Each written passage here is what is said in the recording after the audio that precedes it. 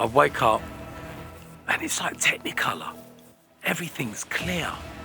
Everything's like, almost like seeing it for the first time like a baby. And that's when my life changed. And I think that was the beauty of the culture of jungle, is we all looked after each other. I want to change the world we live in for our children, because that's our duty. Our mums and dads did it for us. Like when Nicky was here, he spoke very warmly about you and that relationship that you lot had down there. And I teased him, and I was saying, tease you the same way, you know what I mean, about how you guys used to play us the best bits of the record, and you go home and it's like, yo, what the hell did that? Yeah, but I learned that from Dave from 6000. And that's why I wrote the book. That's why I'm here today, like you said, is to help that person navigate their way. Because if I can do it, you can do it. Yeah, like we're cut from the same cloth. Yeah. Use your platform, as we do at the moment, for positiveness and for change. Hello and welcome to another episode of the London Something podcast with myself, DJ Ron. For those of you who are new here, we're thrilled to introduce you to our series of interviews with artists and personalities from the jungle and drum and bass scene. I'd like to start by thanking our sponsor, West End DJ, who offer a fantastic range of DJ equipment for all you DJ enthusiasts and budding artists out there. So go check out their website, where you'll use a code down in the description to get a discount to all my London Something family. Before I dive into it, I'd like to ask for your support. If you've been enjoying this content and in any way it's been beneficial to you, I'd really appreciate it if you can subscribe, comment, share it with your friends and family. You know, share it with anybody who might find it interesting for that matter. And don't forget to turn on your notification bell so you don't miss any of our upcoming episodes. So with no further ado, I'd like to introduce our next guest, who is one of the cornerstones of our scene and has been around since as long as I can remember. Welcome, Ray Keith. How you doing, Ray? You all right? All right? Yes, my brother. My brother. We made it happen. Yeah, we finally. made it happen. Yeah, we did. Yeah. We've been trying to organise this for some time now. Yeah. And hope you know the format of this podcast. It's actually more about the life of the people who I speak with and have a conversation with, rather than their career. But inevitably, their life involves their career and their career involves their life. It's all a big mix, isn't it? Yeah. But for me, knowing that you're an accomplished author, actor, I mean, the list goes on, boxer, Ross. Do you know what I mean? Right? I'm not even going to try to attempt to remember the rest, but even with all of that, I know that you've been through a hell of a lot in your life, do you know what I mean, and where you've come from to where you are today. And so I'd like to kind of like start from sort of like your earliest memories, really, as a young boy. And I often like to find out about, you know, like your parents, you know what I mean, any siblings you might have had and your growing up and school. So what are your earliest sort of memories of childhood? So my mum and dad came from the Asian Indian Windrush as the Jamaicans in the 60s, and they put a foothold in Colchester. They both trained there. Both of them was state-registered nurses and RNMS, so that's SRN and mental handicapped. And they worked in both sections. My mum got to sister matron, my dad got to charge nurse, nursing officer, which was at the top of their game. They built their first house in Colchester, and then in the 80s it kind of went really wrong. I think for them, the pressure of being married, alcohol, lifestyle, racism had a bearing on their lives. And I think my dad was a very violent man when he used to drink, so I didn't have a very easy childhood. Many times I had to protect my mum and my sister. And it's just you and your sister? That was just me and my sister. And he was a big geezer, you know, like he was, I mean, later on in life and in my book, I say goodbye, Mum, goodbye, Dad. And I loved him, I always loved him. But you know that there's a missing link between that generation and us. We absolutely. Like, I mean, chunks of it, you know, like if you had a chain, I'm not even sure it's just a generation, but there's something within these communities. If you look at the Jewish community, the Asian community, the black community, we look after our own, but there's a lot of turmoil and there's a lot of self-destruction that goes on with all of those cultures, you know. Even the British culture, you know, like when you look at England, football, hooliganism, eating kebabs and being sick, drinking too much until you're going to vomit, you know, all of that, you're not born like that. It's repetition. You're going to do what your peers do, you know. So yeah, it was a difficult time growing up, but there was music in my house. Like when it was good, it was good. My dad had an array of multicultural friends. They used to cook. My mum used to cook. They used to sing. I'd be in the kitchen when I was a kid with all the women watching what they're cooking. And the guys would be smoking, playing guitar, playing Sega music. Oh, it was the nuts. And then my mum and dad would play records. My uncle used to own an electronic shop in Colchester called UK First and Foremost, and I used to go there and work for him on a Saturday, but he was ruthless. And I guess it's that whole, earning your stripes, you know. Like I remember one day I worked all day cleaning all the stereos and everything on a Saturday, and then I went upstairs and I saw this record, and it was Painter Man by Boney M, coloured vinyl. There was hundreds of vinyls just spread across everywhere. I picked this record up. So the £1 that he'd given me to work on the Saturday, he took back and went, yeah, thank you very much. I was like, raw. And then my dad looked at me and said, that's how you got to work hard. And I guess that working hard ethic for all of us has been instilled into me. Right. You said your parents came from Mauritius and they went to Colchester. That's interesting for me because it's like, what was the connection that brought them to Colchester of all the places in the UK to go? Where they studied. So they studied and did their degrees in the nursing in Colchester. And that's where they met? Yeah, funny That's where enough. they met, right. And what was happening was they would send out the invitations. You either got there and got through. And I remember because my dad hadn't been back home I was 5 or 6, so he couldn't have been back that long. Maybe when he went back when he was 25, 26. And I remember the whole families turned out at the airport carrying man like passing us around. I mean, there was a good 500 people there. What to do?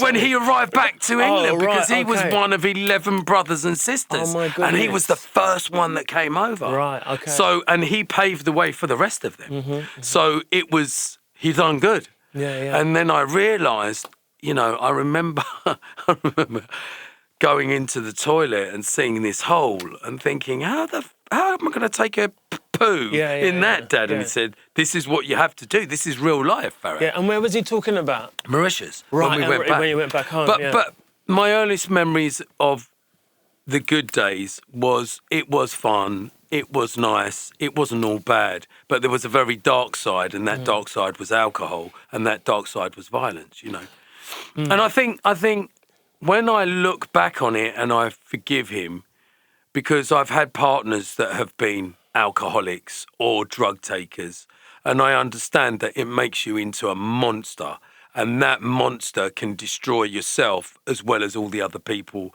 around you. And since being with my ex-partner, I've done a lot of self-work, and that again wasn't taught when you was a youngster. It was like, stiff upper lip, bite your lip and just get on with it, We didn't worry about mental health. We didn't worry about how we felt. We shrugged it off.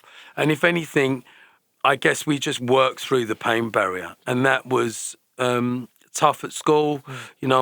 Most days running away, running back home, getting chased by skinheads and them sticking it on me and getting beaten up every week was a a normal thing until I fought back. And that was hard, you know. And when my mum and dad broke up and I was 8, it kind of shattered my world of having just mum and dad around. Whether they were good together or not, they were together. Do you see what I'm saying? Do you remember a time before your dad drunk? Do you remember, or do you just always remember? That would have been when I was when we lived in Crefeld Road, and then when we moved to Valentine's Drive. So when I was 2 or 3, my earliest memories of being in the house, lots of family coming over, and they were very much in love. Like there's some beautiful photos. I've actually put some of their photos in my CDs, just to see them on the floor embracing.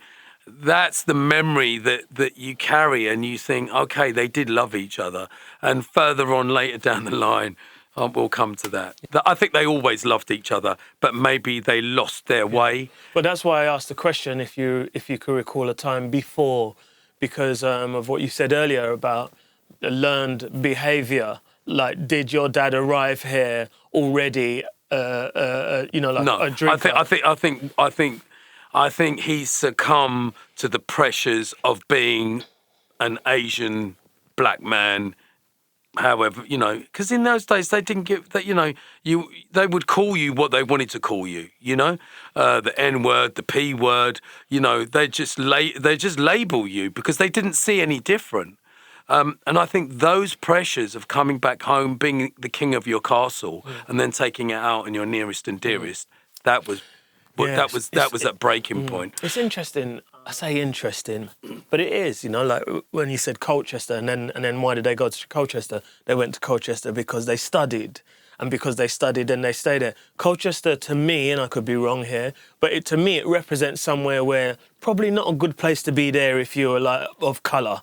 Yeah, because it was a military town, and all of those pockets of. I mean, my mum and dad tell me stories of them getting spat on in the street. But this is what I mean. You see, like so that is a. Don't get me wrong. I know that this was happening in London as well, and whatever.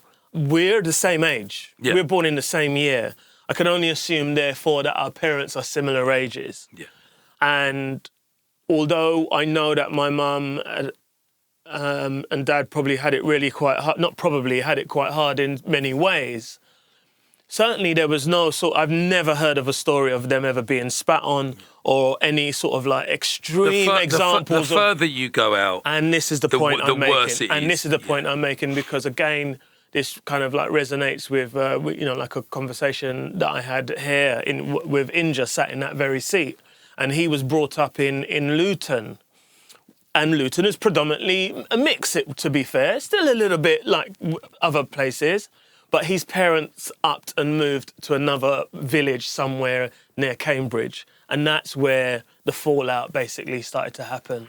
And so when I asked you the question about your dad and whether do you remember better times? Because it sounds to me as though it was more a case of, you know, it just grinding him down. And this was something that was potentially, and which I think most people, it happens that way, that they find something that is available. Well, it's their escapism. Exactly. And I think that was later on in years when he redeemed himself, because we're a Muslim family.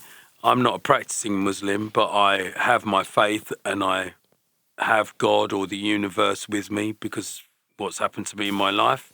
I wanted to believe in something, and sometimes I felt like I'd been abandoned, but then I found the Footprints prayer. I mean, it's deep, you know, like when you have a major episode in your life, you have to rethink everything. Absolutely. And it's a little bit like when you're growing up, you know, I felt like those years kind of were robbed from me because I was too busy trying to survive rather than enjoy. Like, you know how we pamper our kids today. They want for nothing. You shield them, you wrap them up in cotton wool. Whether that's a good thing or not, I'm not sure.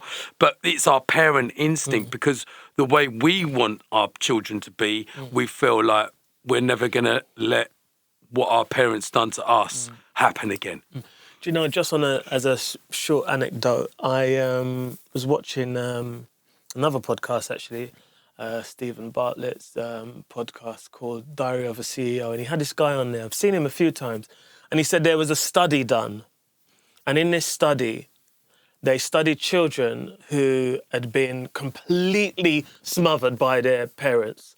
You know, like overly protected, loved, this, that, and the other, and others who were like, son, step up a lip, etc., this, that, and the other. And they studied these children through childhood to adulthood.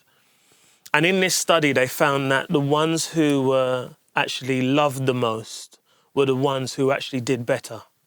And so therefore, the study revealed that you can't love your children enough.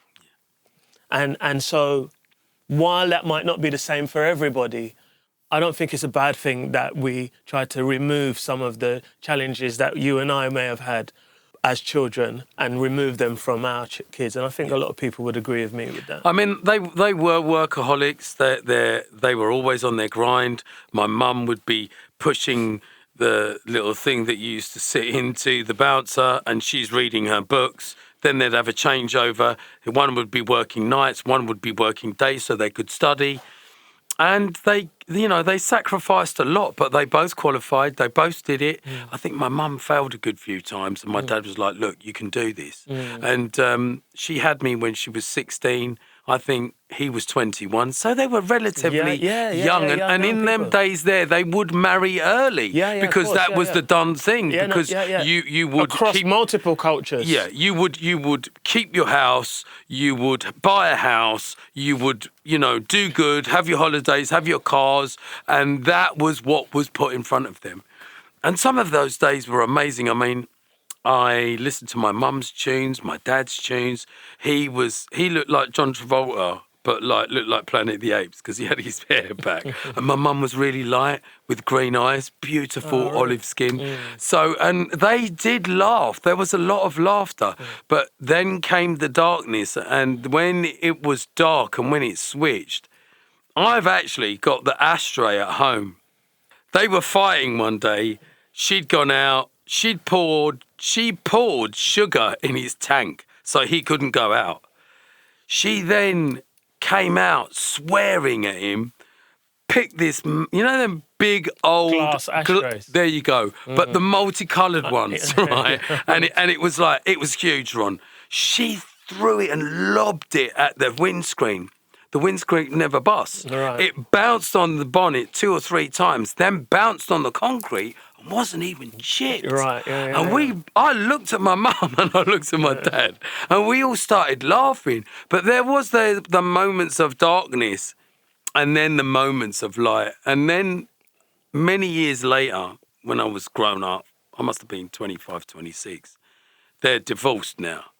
I've popped round my mum's house, and who do I see coming out the yard? I see my dad coming out of the yard. And I'm looking at him thinking, what are you actually doing here, Dad? And he's like, I come to see your mum, innit? And then I went to the door, and I see my mum all flustered, and I'm like, what the hell's going on here? She's all giggly. But in later life, I managed to forgive them and redeem that love, because a lot of other stuff went on. And even one time with my dad and his wife at the time, his second wife, some stuff happened, and he actually said to me, I didn't realise that you loved us that much. And I was like, yeah, of course, Dad, because Mum's gone. And that was the first time he told me he loved me, and I was 45 years old. Oh, imagine that. So that was a massive shift in what we were talking about before of not being loved. They were very cold or showed you a different type of love. But then again, with music, he bought me a radiogram. He bought me my first Pioneer deck. He bought me my mixer. And he could see that there was something that I was doing, He let me build a sound system in the garage. I was doing discos by the time I was 12 to 14. And I would go and hire out and make money. Do you know what I'm saying? So when I look at how long I've been on the decks, I've been on the decks since I was 8, bro. Like listening and taping on my Grundig tape deck, listening to Radio Caroline, and then making my first mixtape. And I guess I was the black sheep of the family, because all my cousins, and they're either scientists or doctors or lawyers or very well-to-do, educated people, whereas I kind of chose the music. And at first it was like, what is this devil business that you're dealing with? And then when he saw what was happening, and my mum as well, one of the best days was when I played at Laristo's, and my mum was in the corner, my sister was there, my dad was there, he was with his new partner. But it was, my mum came up to me, she said, "Oh, Farhad, you've made it." And I was like, "Mum, I haven't made it. It's just work in progress." But you know, like, it's your mum, innit? She's looking at all these lights, you're in the club, and she's like, "Yeah, my boy's made it, you know." Yeah. And I just looked at her, and it was only when she died that I went to her house, and bro, I found all my CDs by her stack system. And because I was always living a fast lane life, you know, and I knew she was in a not so good relationship. So I'd breeze in as I did, "Mum, grab her." She was only a little woman. Every time I'm leaving, I'm putting a 50 or a 1 in her bin. She's like, "No, Farhad, I can't take that." And I was like, "Mum, just take it. Go to the theatre, go on holiday, just do something." And she always stayed in Colchester? She always stayed in Colchester, but she was cantankerous at some points, but it's your mum, you know, the magic slipper when you're younger, it's coming round the corner, she could just hit, you know what I mean? Like, and but then there was the beautiful moments of sitting down on a Sunday when you had a double matinee on BBC Two. We'd already be doing the picking, making sure the house is tidy. We'd sit down, she's cooked, and then she's combing my sister's hair, I'm sitting next to her, and we're just watching TV, and those are the days that light you up, you know, because when they're gone, it's gone, bro. No, absolutely. You can't talk about them things again, and both of them are up in heaven now. I have a question for you about you saying how you are no longer, or not no longer, you didn't say that. You said that you're not a practicing Muslim. Was your mum and dad, obviously your dad drunk, both of them. What have you? My dad went to Umrah. So Jummah is every Friday, but he went to Umrah and he went to Mecca, Medina, and he put his head in the Kaaba. That's when he came back and he stopped drinking. Oh, and he looked 10 years younger. I was like, amazing. wow, that was amazing. Yeah, that's amazing. And my mum, she was, at the age of 50 or 52, she was a quadruple bypass heart attack survivor. Oh my goodness. So it runs in our family. Okay, we'll come to that. Yeah. That quadruple. And I remember going to see her in the hospital. But you know what? I loved that woman, bro. Yeah. Like she was your mother. man. She was just, and she was everything to me. Like, even though she moved out and she left us, and one day I woke up and it was only with God's will that I would ride up all the way from Ipswich Road down to High Woods, down to Severals Lane, and I would see her at the bus stop. How would I see her? Riding my bike. I wanted to see my mum that day. She couldn't believe it. She nearly collapsed on the floor. What the hell are you doing here? But it's that sheer motivation. So you're saying that your mum left you? Yeah, she left. When you say left you, do you mean like left with your dad? Yeah, left my dad, took her shit, and we didn't see her for a good few years. Went to court, and then my dad was awarded us. Which is and how old are you at this time? 8 years old. And if you remember Kramer versus Kramer, my dad took us to go and see that movie. Right. Because he was like, this is what's happening right now. Right. I'm going for custody of you two. And he did get it. Right. If you don't mind me asking, like, what was your mum's reasoning behind that? Like, why was she? It was just a violent, toxic relationship. So she saved herself. So she saved herself, and somehow your dad. I mean, that's quite interesting. I don't know what the laws were like then, but certainly. Well, because he had a partner and a new partner, and he was saying that he was in the family home, he could provide a stable background. Right. She was living in a nurse's home, so everything was kind of against her. And she was on the back foot. Yeah. But it wasn't as though she left because she was disowning her children. No, she left. It was like, I'm going to leave for safety, and I'm going to try and get my kids later. Back, yeah. And that, I guess, was my first feeling of abandonment, you know. And You're 8 years old. That's a very young age, because then I think about my own child he's going to be 8 quite soon, one of them. And I think about that happening, were that ever to happen to him, God forbid.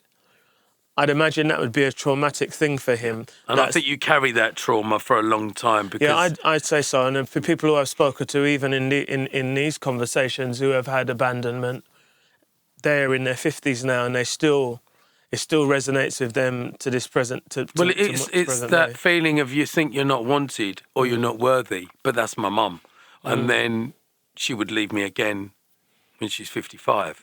So. What do you mean by that? Leave you again when she's 55? Yeah, she hung herself. So that was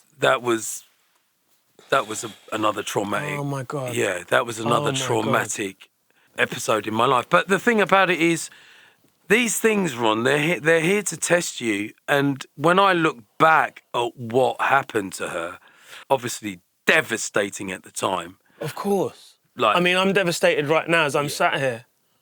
But Listening to that. Time makes you stronger and does heal some of it, but not all of it.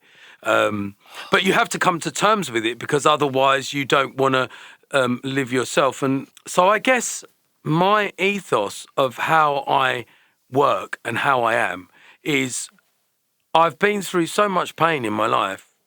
My kids, my first 2 kids, I've got 2 sons, and I wasn't around for the boys. But the girls live with me. So I've managed to rectify some of my own wrongdoings, because you have to own it as well, you know. And when you're in a relationship, whether they're alcoholics or drugs, it's codependency, because you allow that behaviour to happen, or you keep letting them take control. You know what, Ray? I get this feeling like we're like, which is fine. We're like jumping forward and backwards in time and whatever, which is absolutely fine.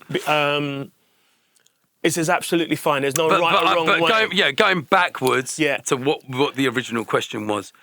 Those memories I'm very fond of, and they pull at my heartstrings, because they were far and few between, and then there was a lot of destruction along the way. And I guess... I mean, you're sat here now, yeah? You're sat here, look at you're even smiling. You're sat here now. And I know it's a genuine smile. It's not a nervous smile. Yeah, no. Do you know what I mean? You're sat here now. I'm comfortable with talking about stuff, because I wrote it in the book, and I think, and if anything, Ron, this is like... it's something that everyone of our age group, of a raver, of a junglist, they grew up with us. They're part of our history. When I make a tune, and when you make a tune, when it's in the studio, it's ours. Yeah, when we play it out, it's not ours anymore. It's theirs. It belongs to all of us. And when I came to London, I guess Fabio and Groove Ride, especially Groove, as he did for so many of us, took us under his wing and made us feel loved and made us feel like we were part of something.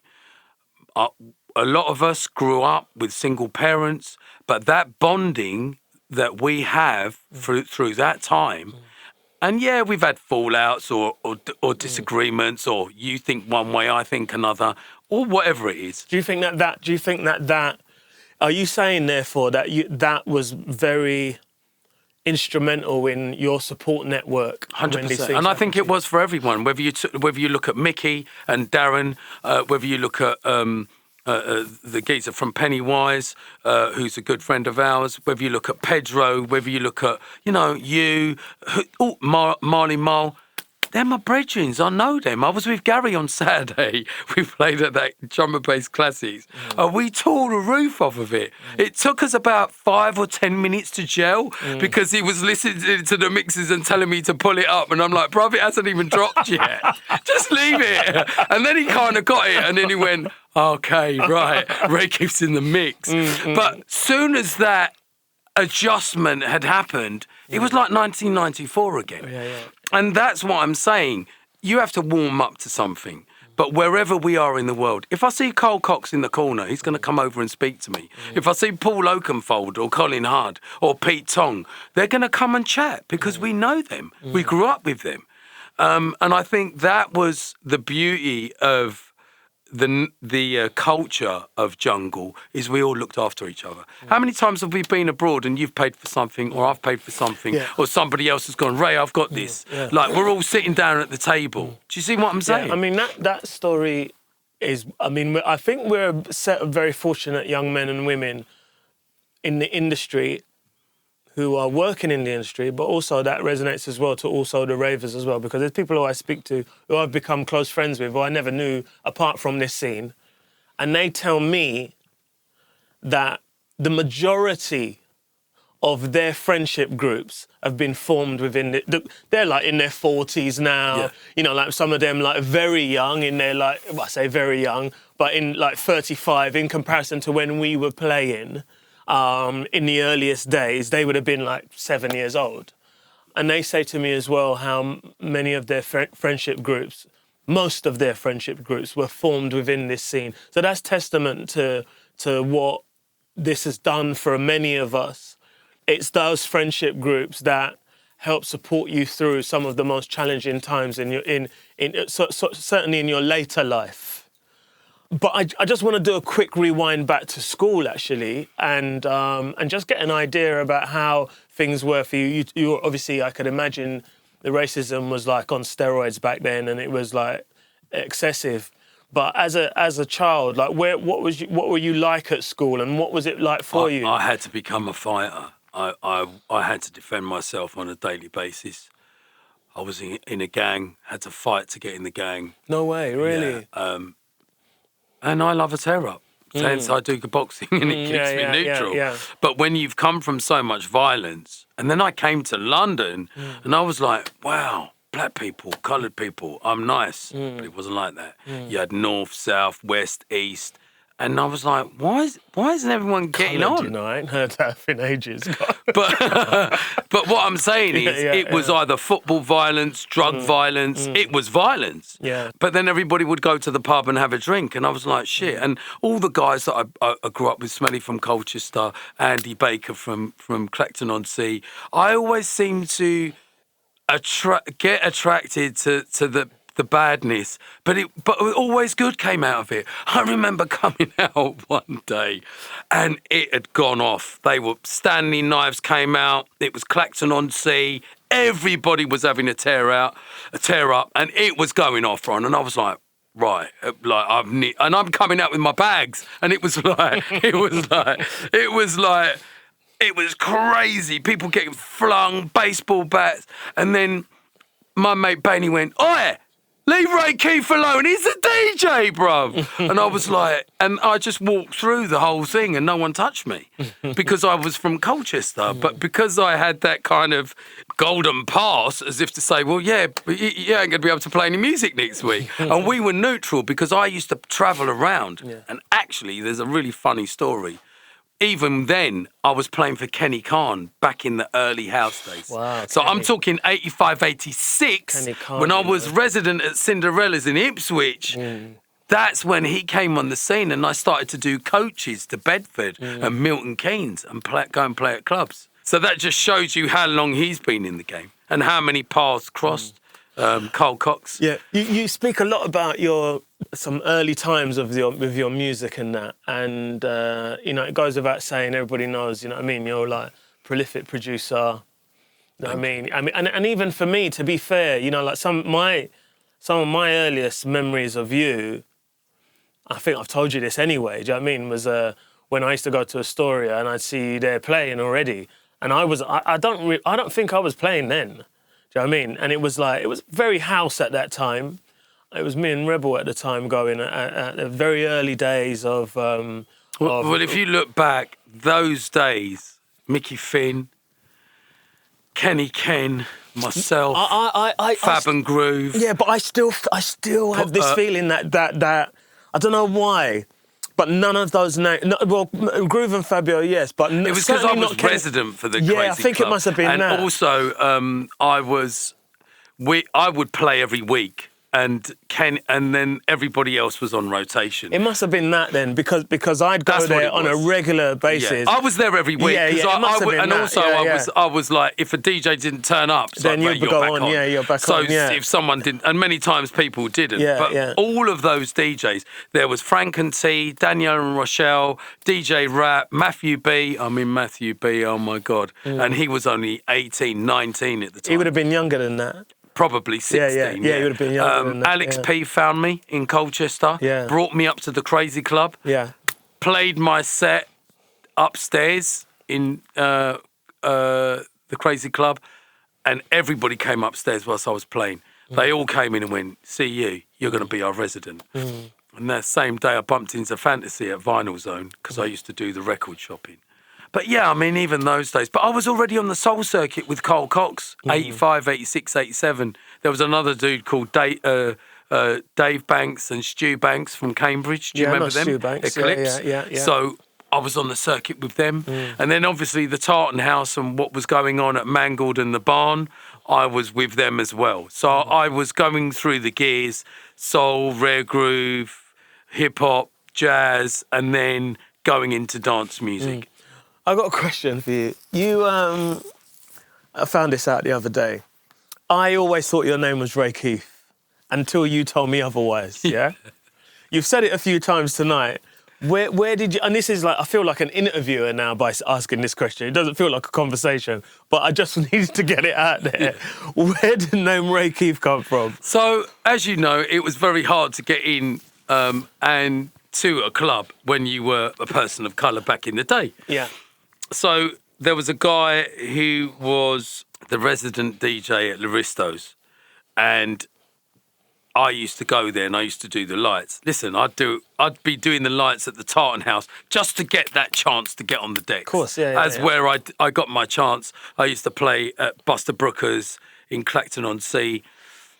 And I did this soul-destroying three times a week or twice a week in the Champagne Bar, and no one's listening to shit. They're all talking. They might have a little dance, and it's a Citronic deck, so it's just long. You're playing album cuts, it's long. The whole night was long. You've got to cut your teeth. And you started at 9 o'clock, you're finishing at 1, and by 11:30 No one's there, brother, apart from you and your brethren. And I did that for 3 years, and then one day, I'll come to the name in a minute, but Buster came in and went, "Oi, you, baldhead, you're on, main room, now. Stubbsy can't make it." I was like, "What? I'm on now, yeah?" And he was like, "Yeah," and that's when I got my first big chance to play, and I was buzzing. But anyway, going back to my Ray Keith name. So he called me in one day, and he's like, because I used to go under, my middle name was Mr. Farad.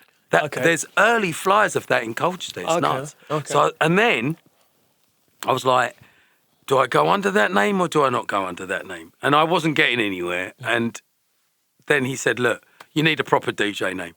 What name do you like? I went, well, I've got a mate at school called Raymond Turner. And he went, Ray. Okay, Ray, we like that. What's your surname? I went, Do Keith. He went, that's it, Ray Keith. Oh, really? And I was like, what? And he was like, that's it. That's your name. And who gave you it?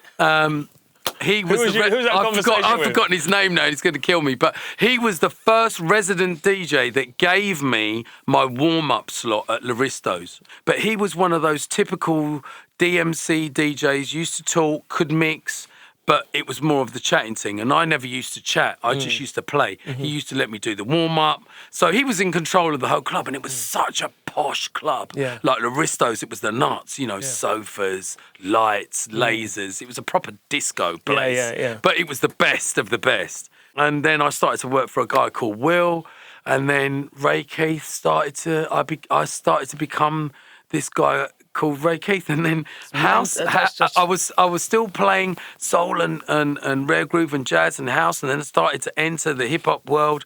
I got a residency from a guy called Phil Hills in Ipswich. Then I started to jump on the circuit, and then I just started to work the areas: Ipswich, Colchester, Sudbury. Another guy, I joined a pirate radio station. And if it wasn't for a guy called Dave Malone who put me on that station and put me on some bigger gigs later on down the line when it was coming into dance music, I wouldn't be here today, and I wouldn't have made that journey. And don't forget, I was 16, 17 then. I was going to Land of Oz on a Monday with my good friend Larry Holmes, who's died now. And I used to work with him. We used to work in a clothes shop together. So it was all integrated, you know, like everybody knew everyone. No, of course, yeah. Again, this is what we touched on earlier, that it's like a web, you know what I mean, of like people that we know.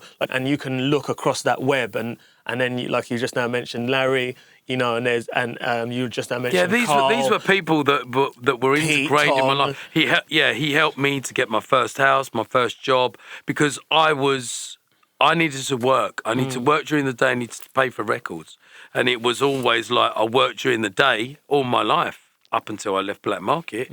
I was working at Ice Menswear, Sea Menswear.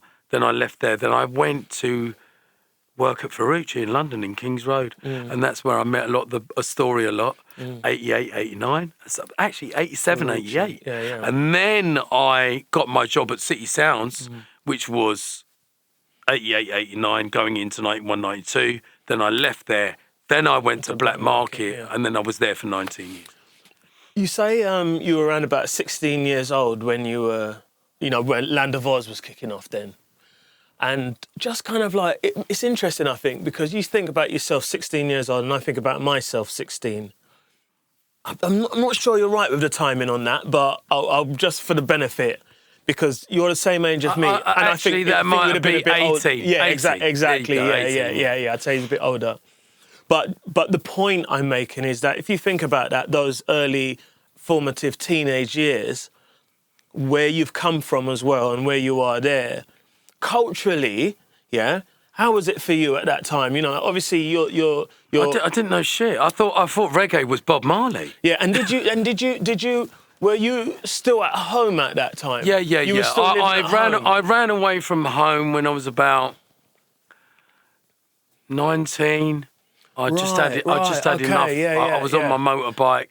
So I was 18, 19. Yeah, but you were already this person. You were already this Ray Keith. You were already. Well, I was just making boundaries and working and then travelling up to London. But that person had you'd started to bubble in you. Yeah. This was bubbling. Yeah, in you. I mean, so you So by the time I was 20, I was in London and I was working, and then I made the change. Yeah, because this is why I asked the question, because of the fact that I get the impression listening, not the impression, but a strong assumption listening to you that the music was helping you pull away from and carrying pulling you away. It was a way out for me. I wanted to get out from my dad. I wanted to get away from that small town mentality, and I knew London was where I was going. London does that. Yeah. And some people make it and some people don't. Bro, you just took the words right out of my mouth. It was tough. Just took the words That's right how out I of met my mouth. Pedro. I parked my girlfriend's car at the time, which is a Datsun Cherry, all different colours. And I parked it so far from the Limelight Club. And I was walking down the street with these two boxes, and I see this geezer with one of them bicycle caps, you know, like how Matthew used to wear it. And he goes, bruv, them boxes look heavy, you know. And I looked at him and I thought, shit, I'm in central London. I don't really know anyone. Who's this geezer? And then, like, let me help you. Yeah, exactly. I'm thinking, I'd seen him out and about, obviously, so I did recognise him. And then, obviously, he was working with Nookie at Red Records round the corner from, obviously, that time I was at City Sounds. And then, bro, we just got on like a house on fire. He was like my brother from that day. I mean, I smoked spliffs. Groove Rider gave me my first spliff, actually, from when we was at City Sounds, which is another story. But I remember being stoned in just about to go on in Astoria, and I was having a bit of a wobbly moment. I said, bruv, I can't breathe, you know.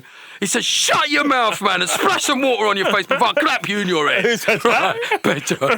So I splashed some water on my face. some big, heavy, deep breaths. I was like, yeah, I'm all right. And then went on the deck. Yeah, exactly. And then we would have had a chocolate moment. But you know, like when you live in each other's pockets, bro, you know, like pants and shirt. It's nice. Obviously, you've had them relationships with people and you live for each other. You're with each other all the time. You ain't going bed until you're half falling asleep. Talking to each other. You know what I mean? Like, I'll speak to you in the morning. And in them days, it wasn't bro or it wasn't whatever. It was, what are you saying, Star? All of those old words. Do you know what I mean?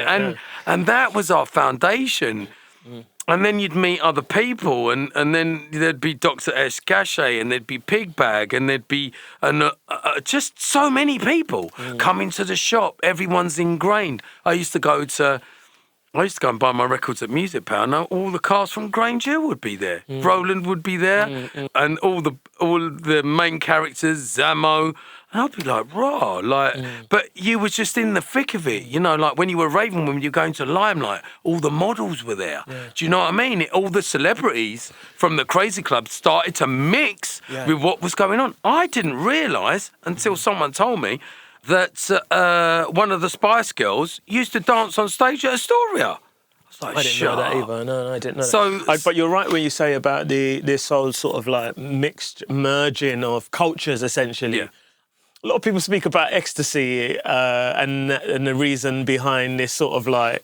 Well, it made everyone on a level. It didn't matter what your background was. I strongly think that's definitely right about the ecstasy. But this merging of cultures, classes even.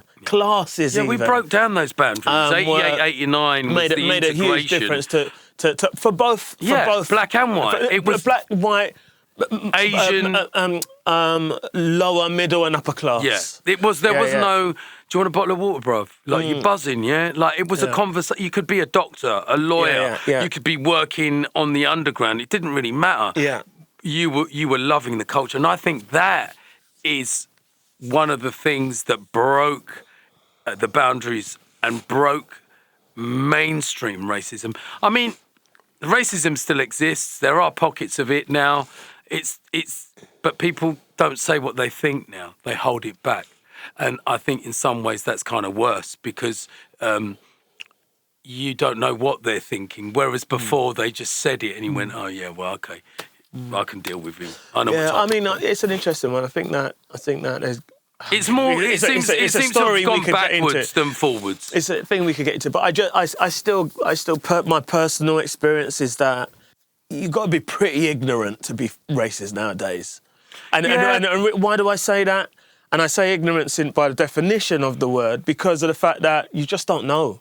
You just don't know any better because I can't see how you could judge somebody based on their colour and say you're gonna like this. Well, I think it's like me. It's like that would be mental. Yeah, you look at me and you might judge me like a book, but then when I open my mouth, then it's a whole different. No. Well, when you say I speak for you, have to be speaking for somebody else because I certainly don't do. I mean, if I could see somebody now with tattoos all over their face. I'll wait until I speak to them before I judge them. But you're travelled, you're more cultural. And that's the point I'm making. Yeah, and you're I'm not educated. Ignorant. Yeah, I'm not ignorant. You're not ignorant. And that's the point I'm making. Unfortunately, that does exist. Yeah. And that still goes on because...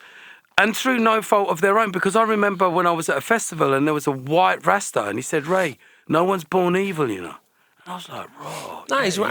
And he's right. You're taught those things. It's systemic, it's your family, it's your surrounding, it's who you're keeping company with that you would not open that up. But going back to those days of Astoria and wow, and even just to mention you going back to when you first started working at the record shop, I'd imagine for you at that point, well, even before then, to be fair, coming from Colchester, from your background, sitting on the King's Road, working at Ferrucci's, you were changing. Yes. This is a new Farad now. This is a different Farad now. It was vibrant. But leave Farad for a minute.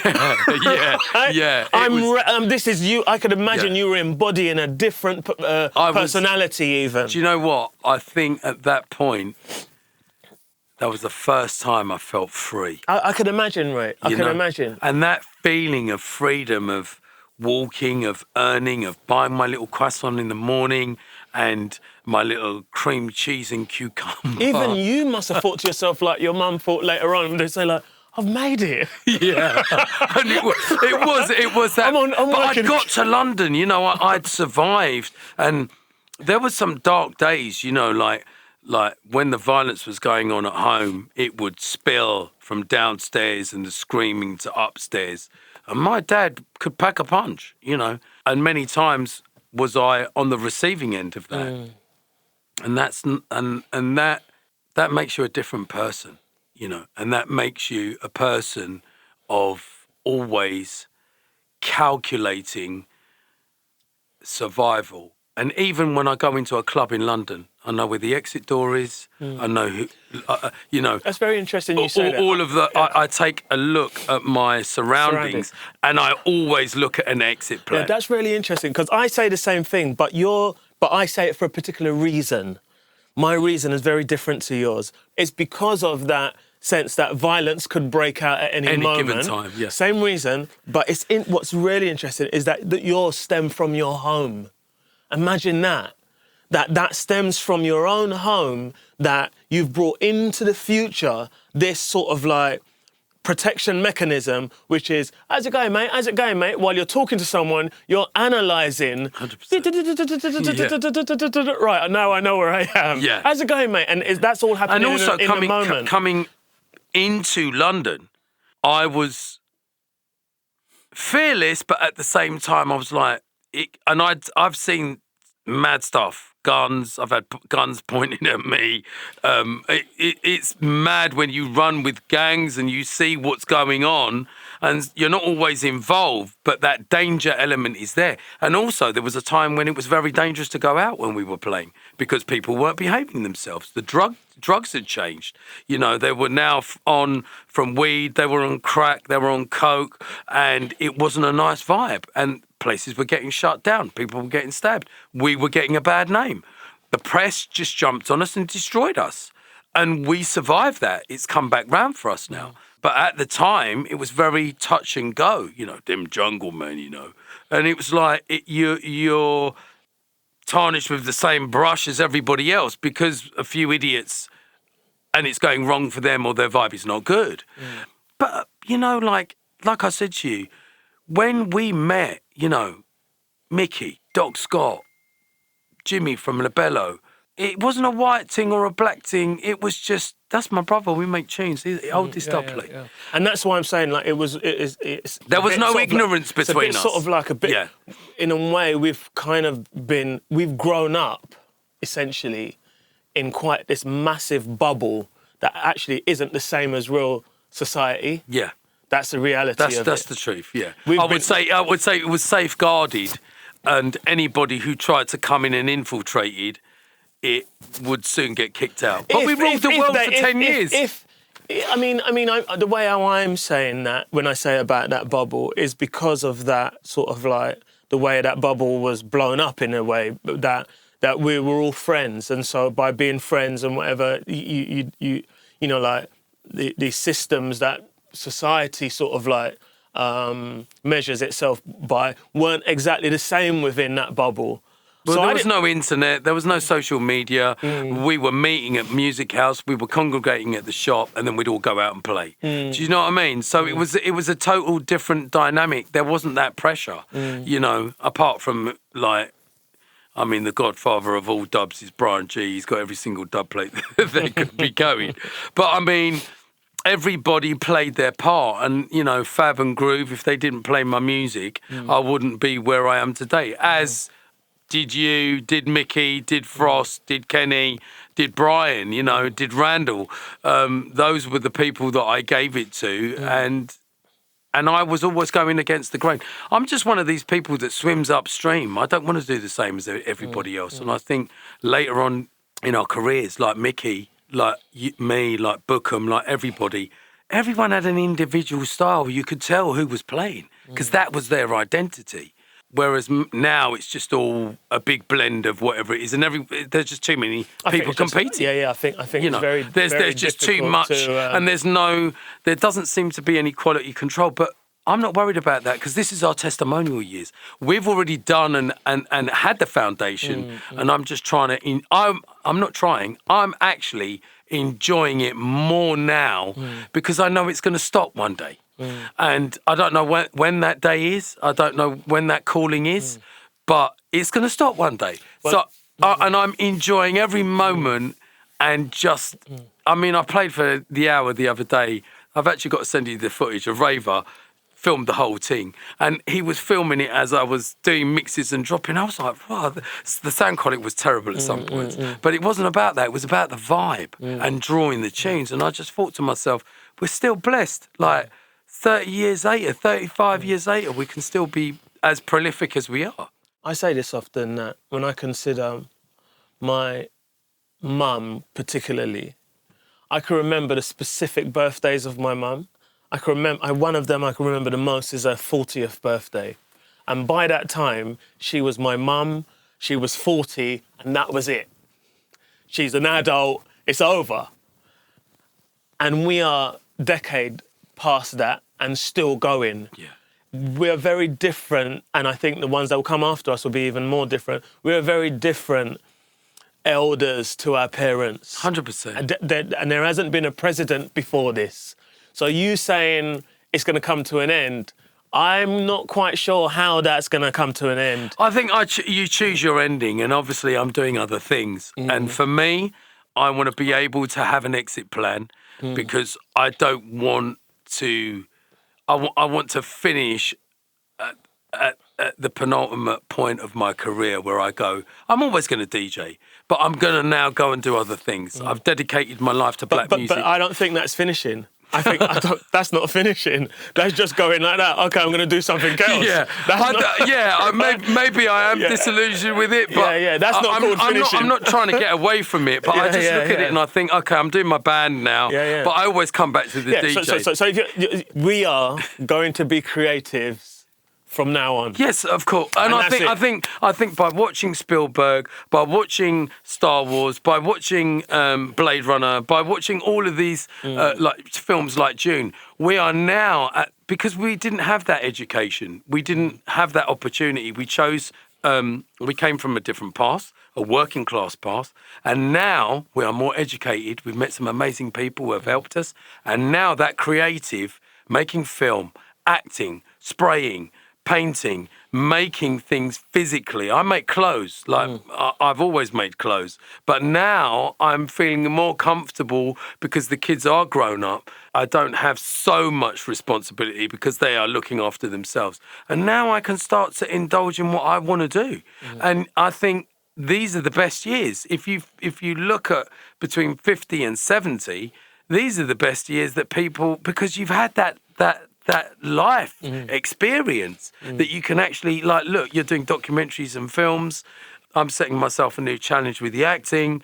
And also, you know, my physical state and mind. I do yoga like yourself. I've been doing yoga now for 2 years. You told me 2 years. Congratulations. I do Ashtanga. My yoga teacher's amazing. But I feel different and I feel comfortable in my skin. You know, I don't feel like I'm somebody else. I can go into that straight away because it's like putting on an old pair of boots or riding a bike. Yeah. But I feel like I'm still growing and I've still got a lot to learn. There you go. And this is where I say, I'm not sure about this whole finishing thing. I mean, right? I'm not sure about that. Look, talk to me in another 10, 15 years. We'll come to that. I just want to go back to the days of the record shop days, you know what I mean? So you come out of, you leave Ferrucci's, you know what I mean? You know you're now kind of like, you're feeling yourself a bit. You're like, yo, do you know what I mean? You know, like, I'm still here. I'm managing. I don't think I'm going to have to go back to Dad's, you know? And then you get into City Sound. I never went back to Dad's. Yeah, this is what I'm saying. So you're like, I don't think I need to go back to Dad's, right? You're in Ferrucci's, now you're at City Sounds, and that's where I first meet you. Tell me about that journey between... Tell me about the record shop, shop era, and that includes from City Sounds through to Black Market. So I leave Ferrucci. I have my first son on the way. I need to buy a house. I then go back to Colchester. I work at Ice Menswear for one of my friends. Larry's running the shop and see menswear. I work there, and then I'm going to Heaven with them. I'm now 20. As I get to, I'm still DJing at all the spots, Laristos, Ipswich, Cinderella's. I'm driving now, and then I play at Clacton-on-Sea, Oscars. I've got residency, so my weekends are always taken up because I've got plenty of work. And then I'm earning my money during the week, and then I'm getting my cash to buy records. Then Buster Brooker says to me, right, we're going to go up. And at the time, Andy Thompson was working at City Sounds. Andy Thompson became Pete Tong's right-hand man at FFRR. I then was placed in City Sounds through Buster Brooker, and the doors just opened. And actually, Bookham said something very interesting in one of the testimonials. He said, if I wasn't there in the shop, because I was buying off the van, so I would be buying Lil Louis, French Kiss, Mentasm, Strings of Life, because I had to put one in each of the cubby holes of Pete Tong, Jeff Young, Paul Oakenfold, Carl Cox, Simon Dunmore, Bob Masters from Sleeping Bag, Eddie Gordon from Eternal, and a few others. Probably 10. There was 10 places. Bro, I was lining us lot up at the same time. Yeah. Do you see what I'm saying? Yeah, Because I was playing at the story. I remember Kenny Kent coming in and Frankie Bones' Silly Games. And there was 2 copies, and he was like, Ray, I ain't leaving here without this tune. I was like, Kenny, come back in 5 minutes and I'll slip it to you. Because we were all playing together. Do you know how many times I've done it? I see Frost pop up from somewhere.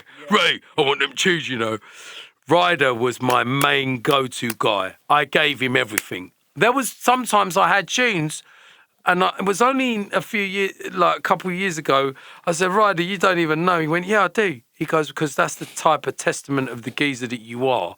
Because I knew it wasn't doing me any good in my box. But if I give it to Ryder, the world would hear it. And then on Monday, everybody would be like, what's that tune? Yeah. And a couple of times I gave him tunes, and then I'd say, Pedro, what the hell's that tune? He goes, man, you got that in your box. Because there'd be so much coming in. And Bookham said, if you never sorted us out, where would we be now? I mean, R.I.P. Jason Kay. I remember playing LFO, right? And I would draw a tune on man when I'd see them coming because I was resident. So I'd be playing all the tunes and everybody would be like, Ray, I'm coming to the shop tomorrow, you sort me out. And I remember playing that tune. And, oh, my God, Ron, the place was shaking. And he said, Ray, what a rat he had that, man. And his little ways. Yeah. And at that time, there was 3 of them. Michael, him, and Pat. And they took me under their wing. They took me to Ealing Broadway where they used to do the after parties. I wasn't lost. I was just, people would just say, yeah, Ray, come with us. And I wasn't doing drugs. I wasn't that guy. But they just wanted me to be there. And they knew I loved to play and I had any opportunity to play. Because it was Alex P. and James that found me in my brethren's house that got me that link to Astoria whilst I was playing at whilst I was still working at City Sounds.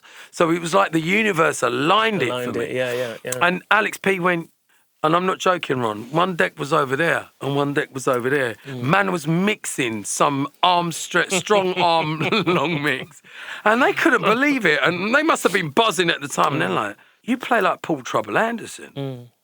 I didn't know who Paul Trouble Anderson was. I knew he was on Centreforce and I had some tapes, but I knew he was big. I said, "Raw, Paul Trouble Anderson." Then when I met Paul, because I was resident for them, that was an amazing time. Because I was warming up for Paul at Legends, at Limelights, at Astoria, and he'd always see me and give me a hug. Do you know what I mean? And I learnt my craft from Colin Hudd. I learnt my craft from him. I remember playing at Limelight. And he played this, I thought I played 2 hours and I thought I'd bust up the place, Ron. The place was buzzing. Yeah. And you know how we used to play in them days? The whole place is popping. And then he just comes on with this slam tune, right? move your body to the dance floor. Dun, dun, dun, dun, dun, dun, dun. And I saw the crowd just erupt. And he looked over at me and went, Ricky, you're a bad boy. I'm your bad man still, yeah? And started playing. I looked at him, and it was such a moment where I was being buoyed off, but I was being buoyed off for a reason. It's like, bro. And he would always show me the record, just like Mickey.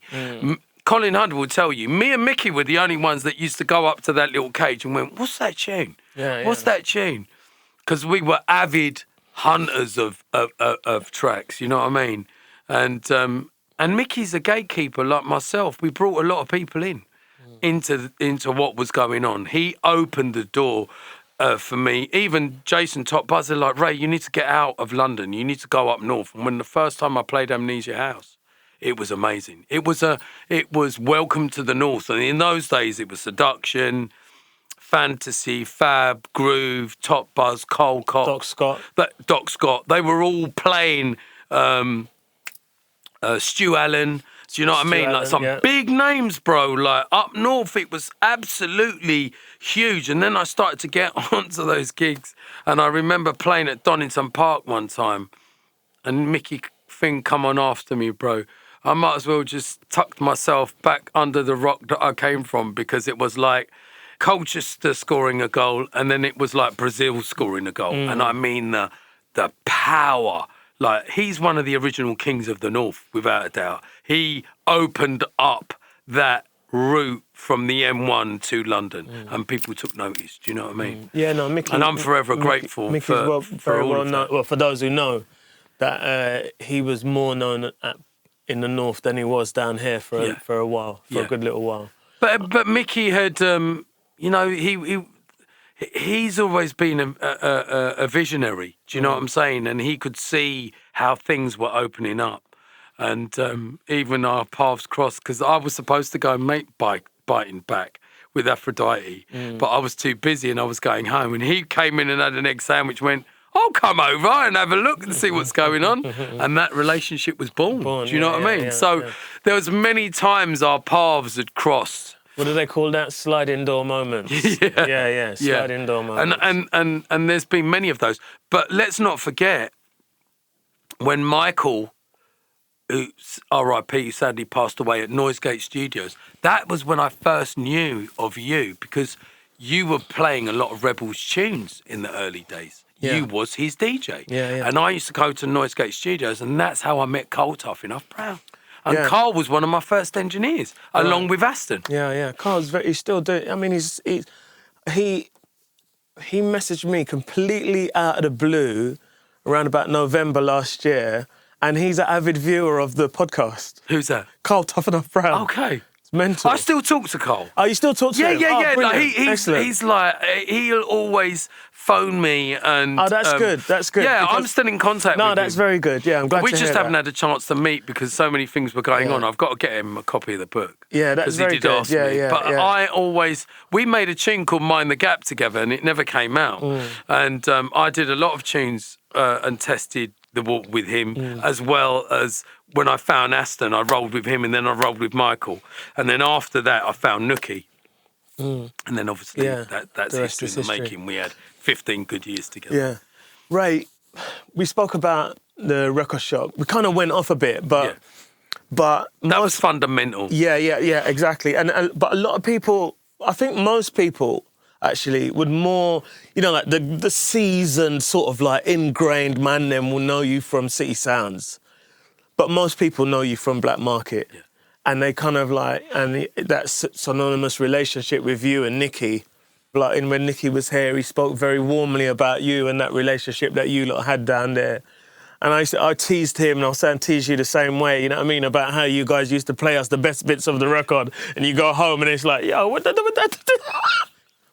Yeah, but I learned that from Dave from City Sounds, because he was the king of that. Of dropping it on the good bits. Yeah. But what?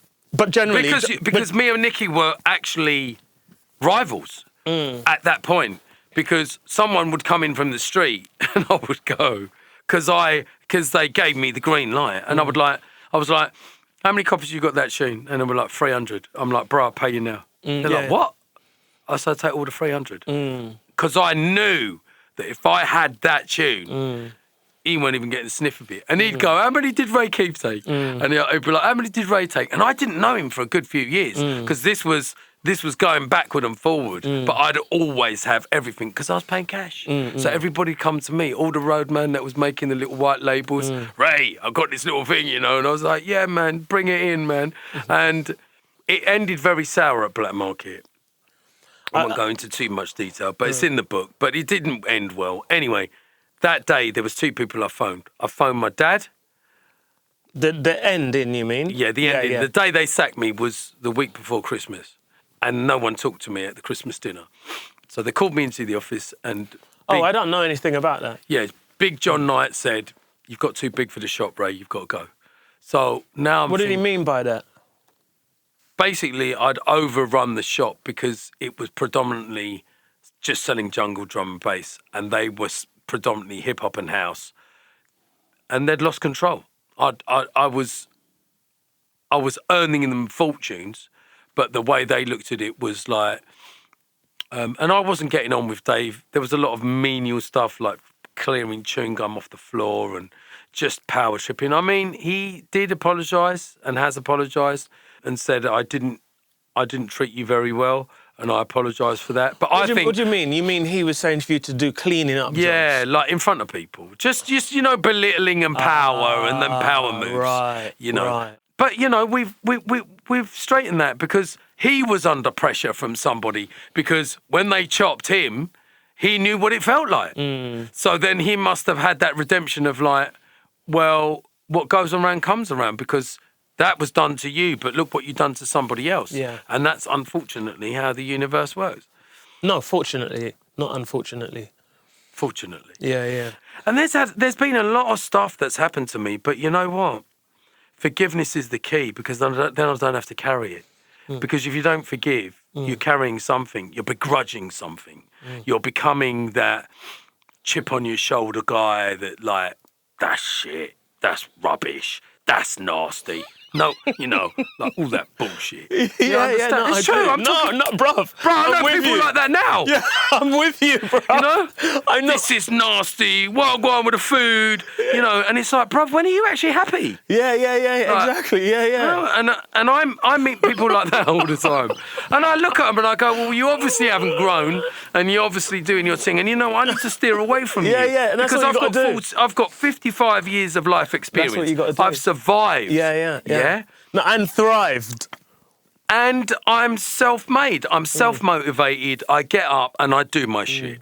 And if I fall down, I dust myself off. I get up. I reach for the stars. If I get a couple of clouds that day, I'm still good. But I know that it's me. I have to change. Whether you're an addict or whether you're not feeling so good or if you've got things against you, you choose to do those things as you choose to be better. I choose to live in the light. I've got a beautiful counsel that they tell me it's the real deal. They won't bullshit me. They're not, blowing smoke up my ass. They tell me how it is. And that's when you know you've got real friends. And I have made mistakes, but hopefully every day I wake up, Ron, I can be a better version of myself. I didn't like myself back then because it was all... You mentioned a bunch of people there who were like this and like that and whatever. You know, none of us were angels. No. But there's things that happen to us that should happen to one then, something that might happen to one that will open your eyes to go, you know something, and humble you. And if you then go back to that where you were before, then good luck to that. But if you haven't learned from that, then... You've got to learn. You've got to learn. Life is a journey. I've learned how to be a better parent. I've learned how to negotiate with my daughters. Yeah, I was going to ask you about that with the parenting, actually, because... but I wanted to, before doing that, I wanted to ask you, what was life like post-Black Market then? Because I could only imagine that, you know, like, here's this thing that you've helped build up. Everybody knows you of this thing as well. You know privately that you're being sort of like manipulated and whatever. No one else knows that. And then which is probably the worst time that somebody could ever do that to someone. Somebody does that for you. What was that like for you post the leaving, well, being released from Black Market? God is good. I came out, I phoned my dad. I said, they've sacked me. He said, what? I said, I want to go around there and I want to show them now that, like, they've taken everything from me. And my dad went, Farad, you hurt them in the pocket and you take everything from them. Second phone call was Groove Rider. Boy, we're gonna boycott the shop. We're gonna boycott the shop, you know, Ray. Well, they can't do that to you. Nah, man's not going in there again. Third phone call. Man's phone's dead now. The brick's dead. Man's got to go on direct inquiries. Black Market Records. Put phone of direct inquiries. Write the number down because I had a pen. File a fax them days. Write the thing. Phone up. Who answers the phone? Dave Piccioni. Hi, my name's Ray Keith. Oh, Ray, I just heard they let you go. It's like 15 minutes since I've been out of Greyhound distribution in Battersea. Don't worry, come see me on Monday, I'll give you a job. I put the phone down. First of all, I've got a mortgage. I've got a young son. I've got to pay bills. That feeling of someone, again, abandoning you, that abandonment, like when my mum left, I thought, here we go again. But every time that has happened, and that's probably happened a good 5-6 times in my life, that I would go, okay, I need to regroup now. I need to take that little moment. And bro, the rest is history, because when I walked into that Black Market and I met Nicky for the first time, I mean, I was with him the other day, like, he's so lovely. Like, I love him, you know, like, our parents died, we got married, we got divorced, our kids are up, our kids know each other. He came to my wedding, I went to his wedding. We're ingrained, you know, like, it's more than family. He's a brother from another mother, like you have people in the scene. We talk about everything, we share everything. And those days were just, they were the best days of my life, you know? Even at City Sounds, I used to have my little route where I used to, yeah, you're going to go to the distributors, Ray? Yeah, of course. But first of all, I'm going to stop off at the cafe. I'm going to eat my little crisps. I'm going to have my little baguette with the cream cheese. I'm going to fill my belly. I'm going to have my Kit Kat, my cup of tea. Then I'm going to go over to the distributors. I'm going to buy ras up everything, come back, boxed, start selling.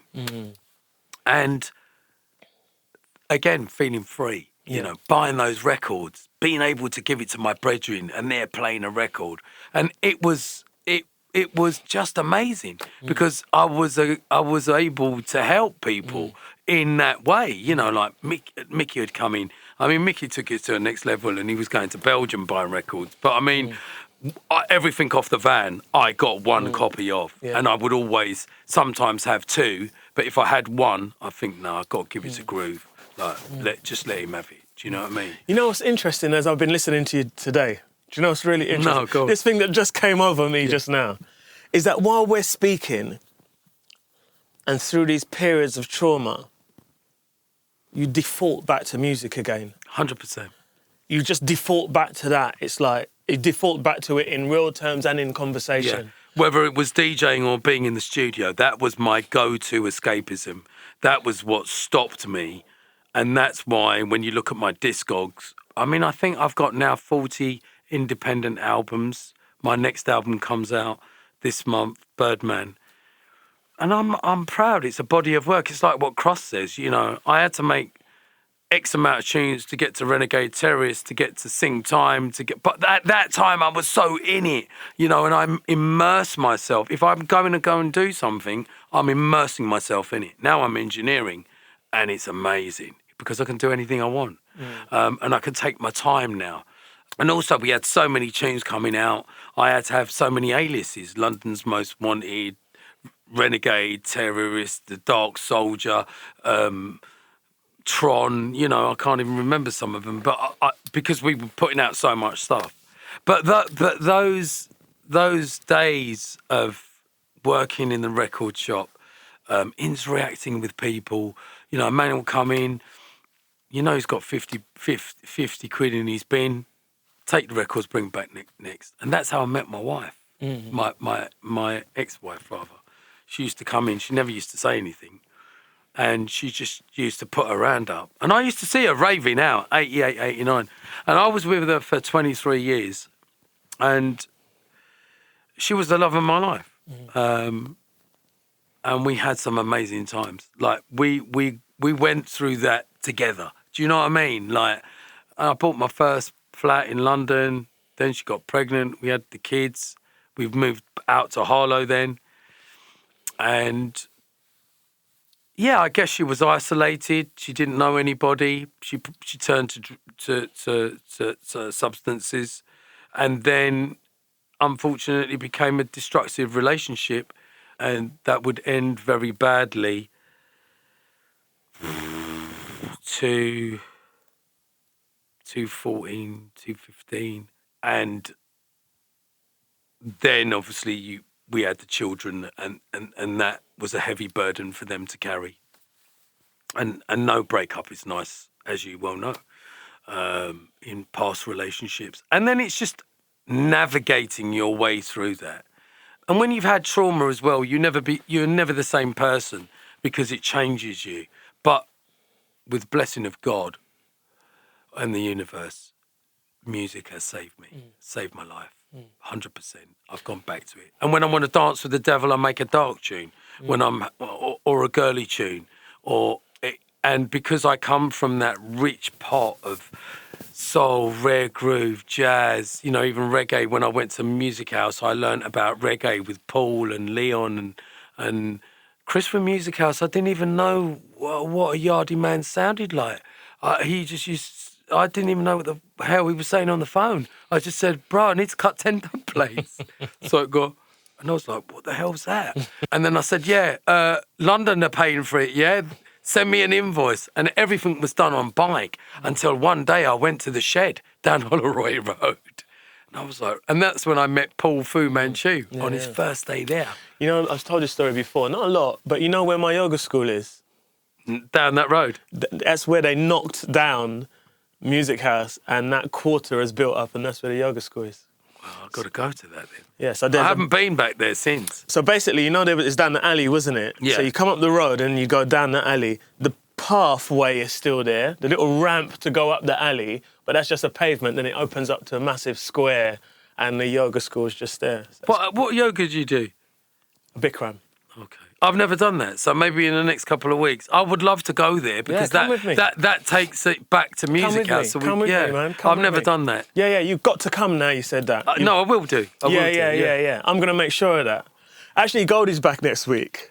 Okay. Yeah, he's back next week. So all right, well then shout me and I'll come with you. Yeah, we spoke today, and actually by the time this comes out, he'd already be here. Yeah, yeah, and we would have already gone. Yeah, we'd have already gone.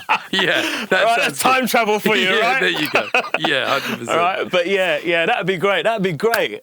So that's the date. We're gonna do that. Yeah, and then we go out for some dinner afterwards. Yeah, because I haven't seen him. Well, actually, it's be early morning. We do like. Maybe you just stay at mine or something like that. I'll and then come go up. in the morning I'll come or up. something. Yeah, no, we definitely make that happen, because I've heard a lot about it. It's yoga with heat, right? Yeah. So it's just like heat. I mean, a few people have been with me. Spoonie's come over there. Romper's come over there with me. He was the most recent, actually. He's come over there.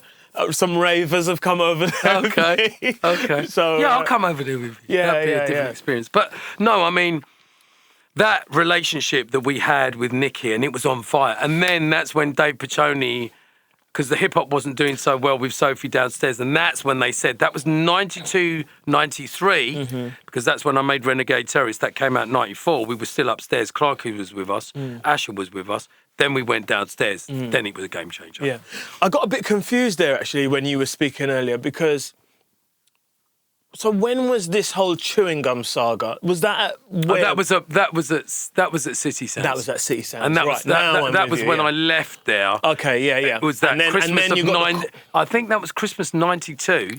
Yeah, it was, because it was Christmas 92 I was going into that, but I was already still playing at Astoria. I was juggling 88, 89. Orange was coming along, Rocket, all of the, Living Dream. There was some massive Yeah, because you were sort of like their boy. Well, yeah, do you know what? Yeah, I've been so blessed that I've been resident.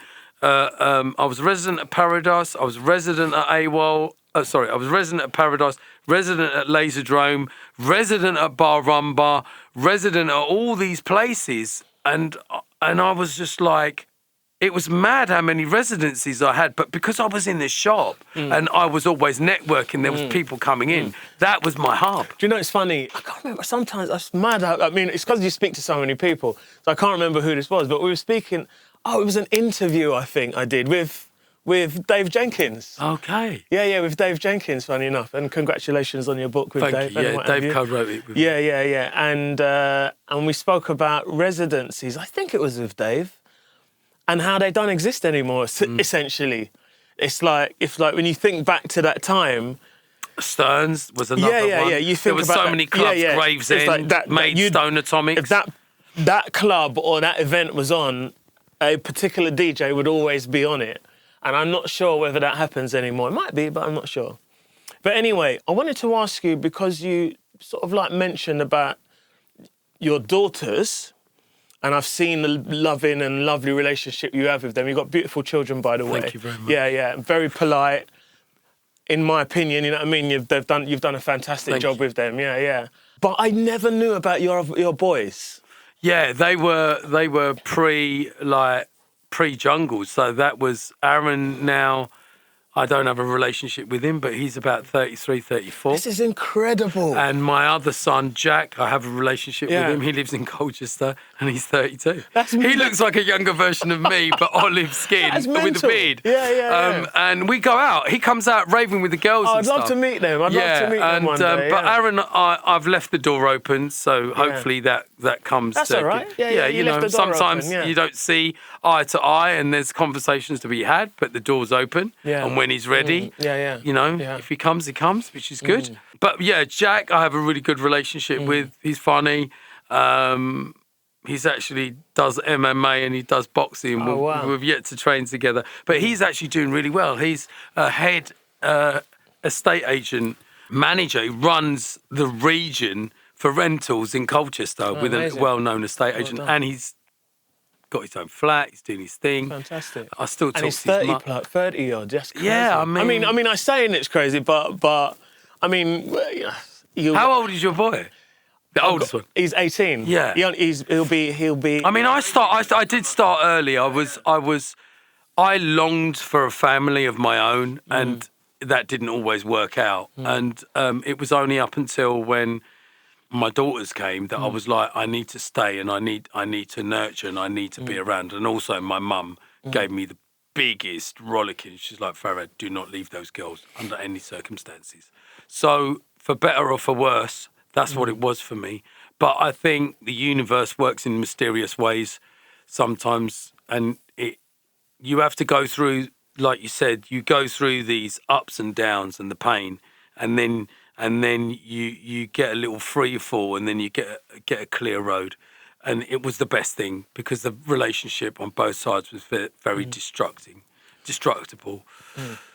And I played my part in that. It wasn't all one way. No, I take accountability, not going into too many personal details. But that's fine. In the book, I pay maximum respect to all my ex-partners, because sometimes things just don't work. And also, I think I can say this, that I am, and we are, very selfish when you're a musician.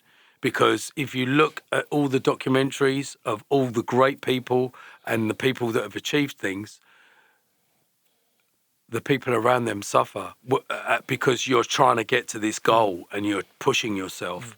And sometimes it can cost you your family.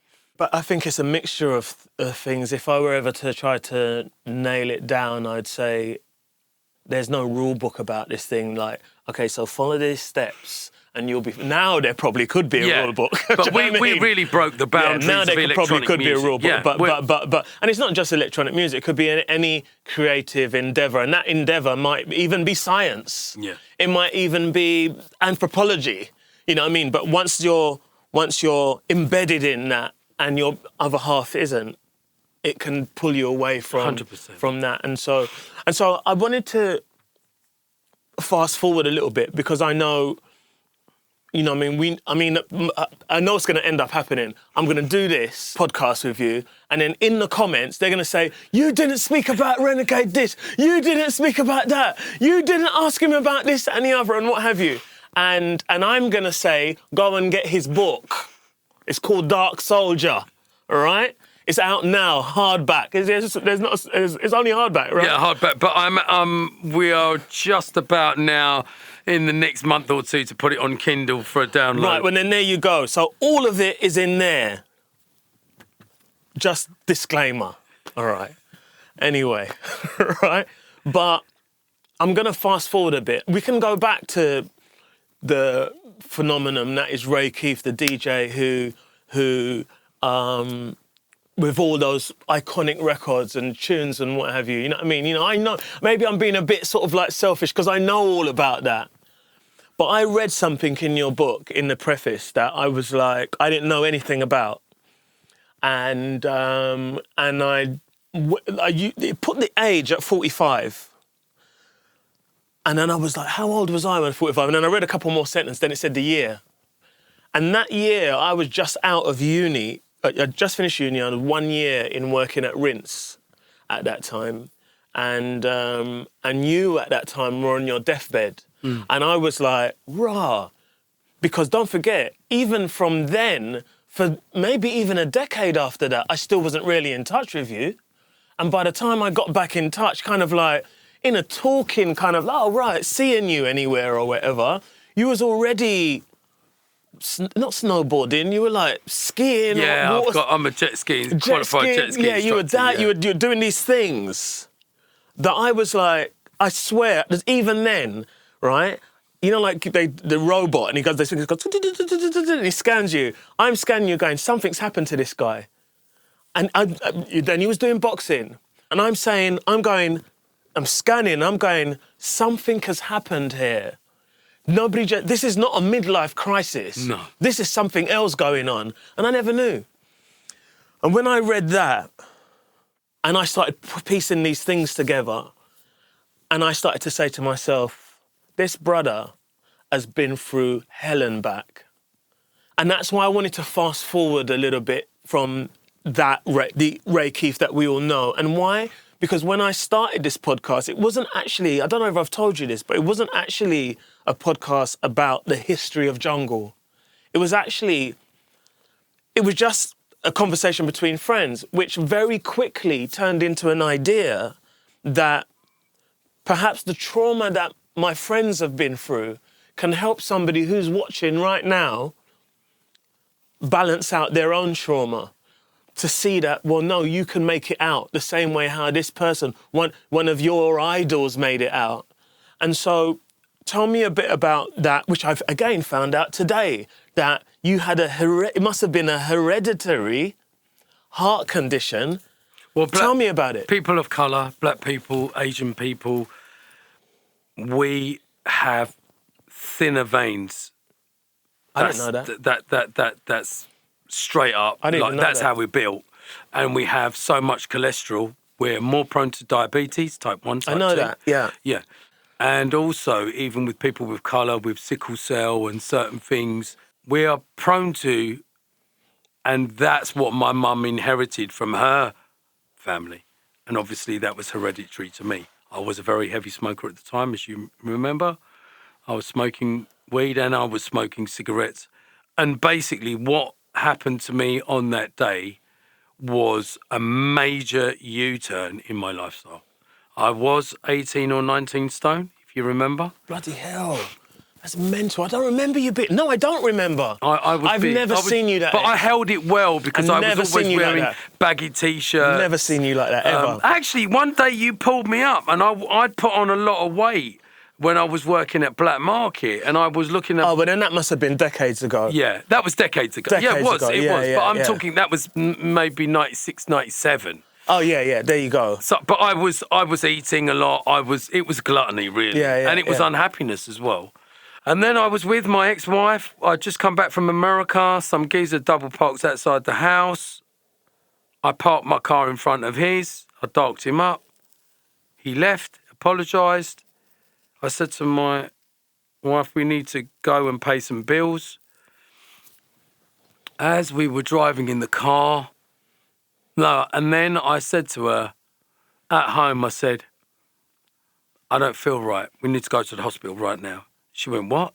I said, you need to take me to the hospital right now. And she looked at me with a kind of, obviously something's not right. Had you ever had any sort of like feeling like this before, that you knew that this was something serious? I had slight pains. Something you'd ever spoke to her about?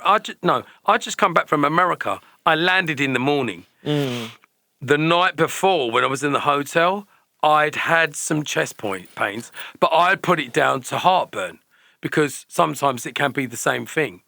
And I thought I slept it off. Then I woke up, caught a flight, came back to the UK, 9-hour flight, 8.5-hour flight. Anyway, I was in the car with her. She's taking my pulse, and at that time, she's a student nurse, and I think it was 180 over, it was beating fast. Went into A&E, and I went into cardiac arrest in A&E. I sat down, the nurse took my blood pressure, she took my pulse, she went in, got one of the senior registrars, he came in, next thing you know, I'm on a table, and I'm going into cardiac arrest. And that was quite shocking. And I did look at my ex-wife, and I said, and my legs were kicking, and I was like, you know what? Tell the girls I love them, yeah? And she went, you what? You can't effing leave us. And it was that moment, Ron, when, now this time I'm in like the cubicle, there's a senior registrar called Dr. Davies, there's 2 juniors, there's another doctor, and then there's lots of student nurses. So there's 10 people in my cubicle because they're now watching somebody going into cardiac arrest. This is what happens when someone goes into cardiac arrest. And you're like, fix me. Yeah. And they're like, no, well, actually, what happens now? You're going to see him start turning. No, it was more of a, if I can describe it, it was more of a like, you're going to go and watch something now and it's happening now. Just keep your mouth shut and observe, an observation. And this Dr. Davies put a tablet under my mouth, give him 600 milligram of that, give him 400 milligram of that, give him 200 milligram of that. By this time, they are pumping me. They've ripped off my shirt, they've put the patches on, and the registrars, the consultants turned around and said, you do realise your husband is going into cardiac arrest, and if we need to shock him, we are going to shock him. You need to be prepared for that. She burst into tears. And at that point, you know when you have a spliff and you think you can't breathe anymore, and then you go, actually, I'm going to ride this wave, you know? And I felt, and then the doctor, who looked like one of my family, came over to me and stroked me on the face and went, you're going to be all right, boy. You're in the right place. And I just rode that wave, brother. And as I rode that wave, they stabilised me. They then put me into an ambulance, blue light, all the way to Basildon.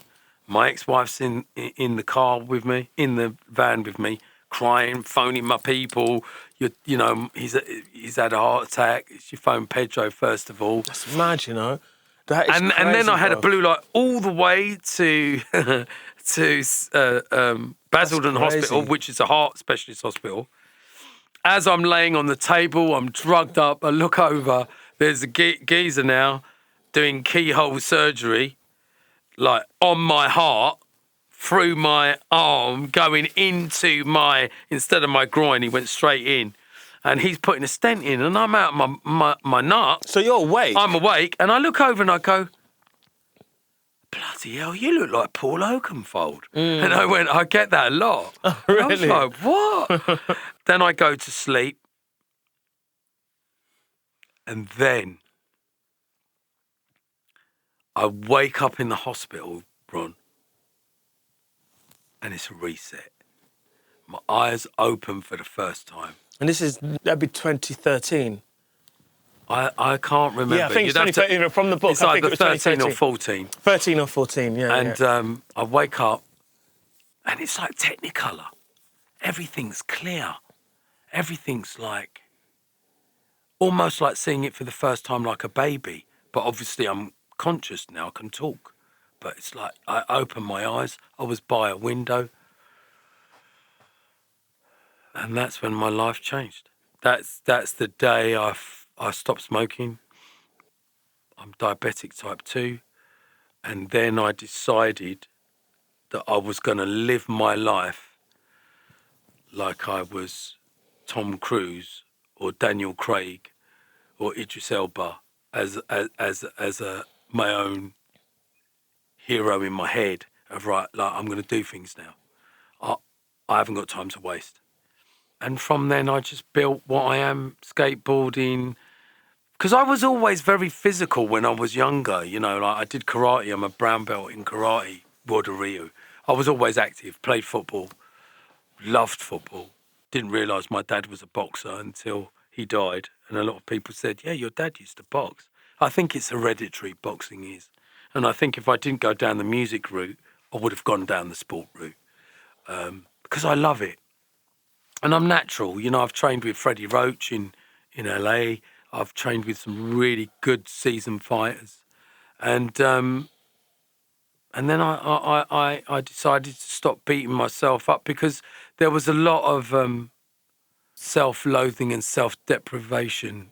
You know, like those guys that go around hitting themselves with that's what it was for me. It was like I was always trying to get to the next level, to the next level, to the next level and try and save everyone along the way, but not caring about and looking after myself and making the codependence accessible for that other person, whether that was toxic friends or relationships. And then I started to take care of myself. And here we are today. I beat the pandemic. I was high risk. I locked myself off. My 2 kids stayed with me. And I had some amazing moments. We found some DATs. I lifted 115 tracks that never came out before and played it to them. They were like, wow, Dad, wow. And they have got that understanding. You know, their mum was always very well in tune with jungle, drum and bass and garage. My nephew's Joy Orbison. So we brought him into the fold when he was very young. He's a big house DJ now. Yeah, of course I know him, yeah. But he's my nephew, so it's ingrained. That's your sister's son? No, that's my ex-wife's mum's sister's son. Oh, okay, got you. Yeah. But we're all still tight. I'm very tight with their family. Very, very tight. They're lovely people. You can't just opt out of a family because there's a breakup. No, of course not. That doesn't make any sense. And that's ongoing relationships that you have with people. And I'm very fond of them and protective of them. And they're just, you know, good people are good people. I've spent a long time looking for good people. And sometimes they just doesn't come, and then sometimes they just appear. JP, well dance, good people. Do you know what I mean? Yeah, very good. Yeah, you know, Fats and I, great relationship. He had his heart attack at the same time as me, but he lost his leg. So again, that relationship, you know, Jason Kay, he had his health issues, and I identified with that because when you've had trauma, physical trauma, you suddenly have a new level of empathy. And when I was in the rehab hospital, everybody had given up. I was 45 then. There were people 55, 60, they'd given up. I was like, oh, I'm not doing that. And I remember the doctor saying to me, well, you're never going to be an athlete. Your heart's only working at 12%.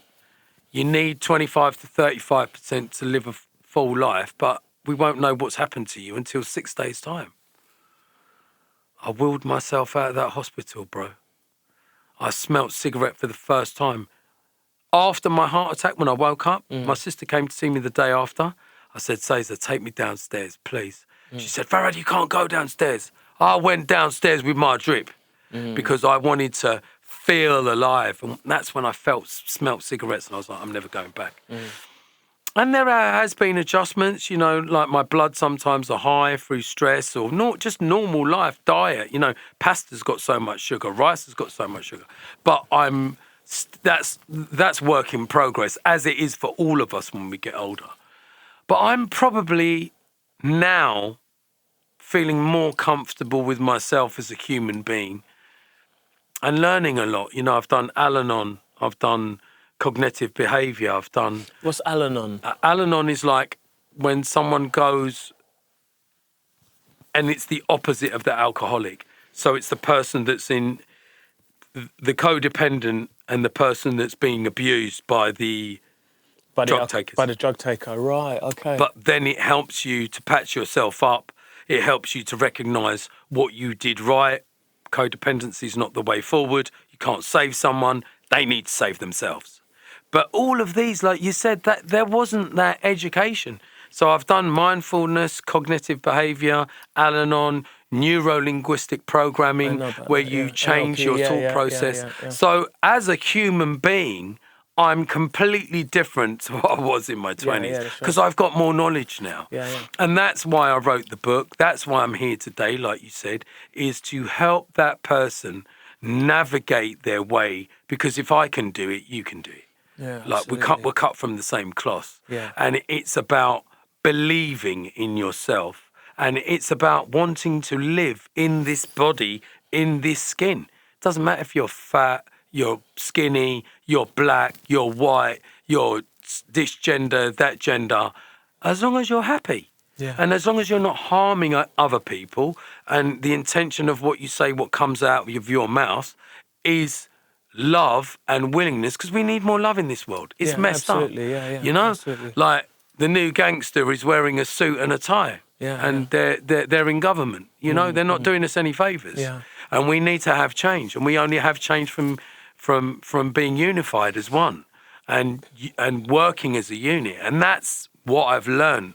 I've had this amazing journey. I've met some amazing people through my recovery.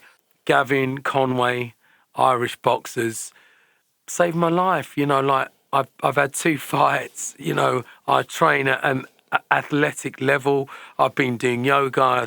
I give thanks to my yoga teacher, Jade Crystal. She's amazing. I've been doing yoga with her every Monday for 2 years. That's amazing. We just hit our 100th lesson last week. And by watching you and watching Goldie, I was like, I'm not sure about this bit, Graham, because sometimes my heart, it doesn't like to be overworked because I'm on beta blockers, but then I know what I can do and what I can't do. So if I'm feeling uncomfortable, I'll just stop. I mean, I'm not an expert on sort of like the prerequisite for doing yoga when you're unwell.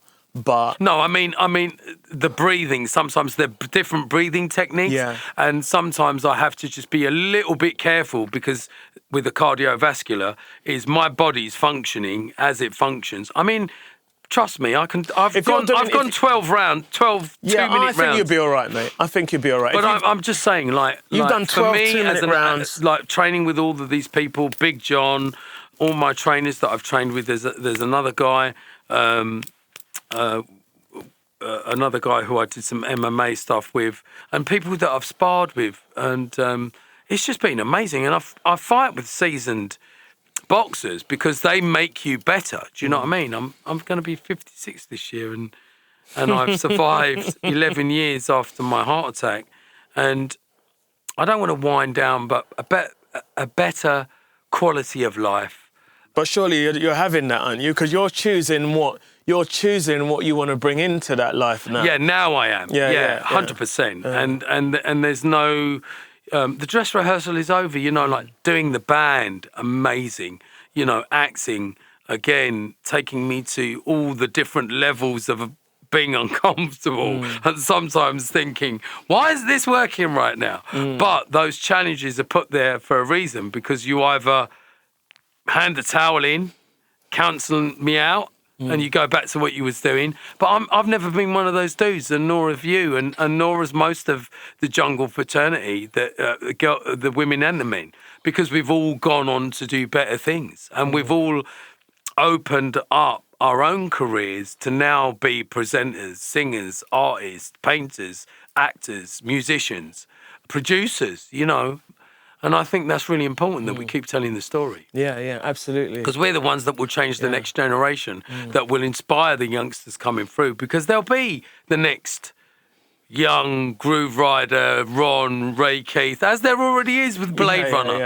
The baton has been passed down. They're passing it down to the next generation. Batch, and I feel our work is done. I don't feel it's done. Speak for yourself, mate. No, I feel that part of the foundation that we laid down is done. I don't feel that it's done. I want to make movies now. I want to push it as far as we can push it. Ray, this is what you're saying there.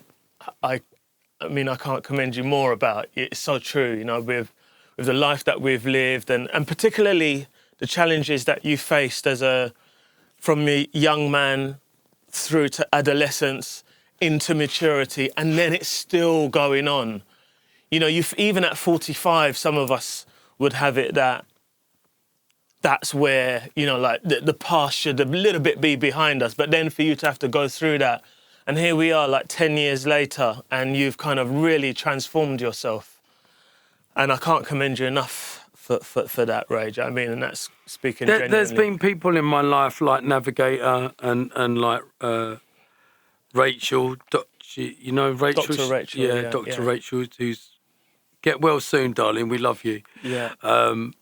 And just my journey has taken me, and I think I'm living proof that you can change the narrative, and you can be who you want to be, and you can make change. Like if you're suffering from depression, I watched a film the other day, and it's called Sun by Hugh Jackman, and that feeling of not wanting to get up or be here, I suffered from that a lot, but I kept myself busy, so I didn't end up being an addict or an alcoholic or taking crack cocaine or taking heroin. Now, there are people that function on those drugs, even weed, and that's all well and good if you can find the balance, because if that is your genetic makeup and that is what makes you tick, who am I to tell you how to live your life in your shoes? That's not for me to do. But that only ends one way, because you're damaging yourself. And I've realised that I wanted to change and I wanted to live. I want to see my daughters get married. I want to give them away. I want to experience good stuff in my life. I know what I don't want. Idiots, muppets, time wasters, radiator seekers. My energy is good, and I want to give it to the right people. And I want to have the right people sitting at our table and them inspire me. I want to be inspired. I want to aspire to do other things. I want to change the world we live in for our children, because that's our duty. Our mums and dads did it for us. Or did the best they could for us. We'd be walking in wherever we came from with no shoes, bro. And that's the truth. I went back to Mauritius, flip-flops and no shoes. No heating, no nothing, cooking on a little fire, grinding the spices outside. So we've come a long way. And I give testament to my mum and my dad for, listen, they weren't perfect, and I'm not perfect, but I want to, every time I wake up every day, I want to be a better version. Sometimes my friends, I cut them a bit short because I don't know the word no, Ron. Because all my life, somebody's told me, no, you can't do that. No, you can't do that. No, you can't redline the desk.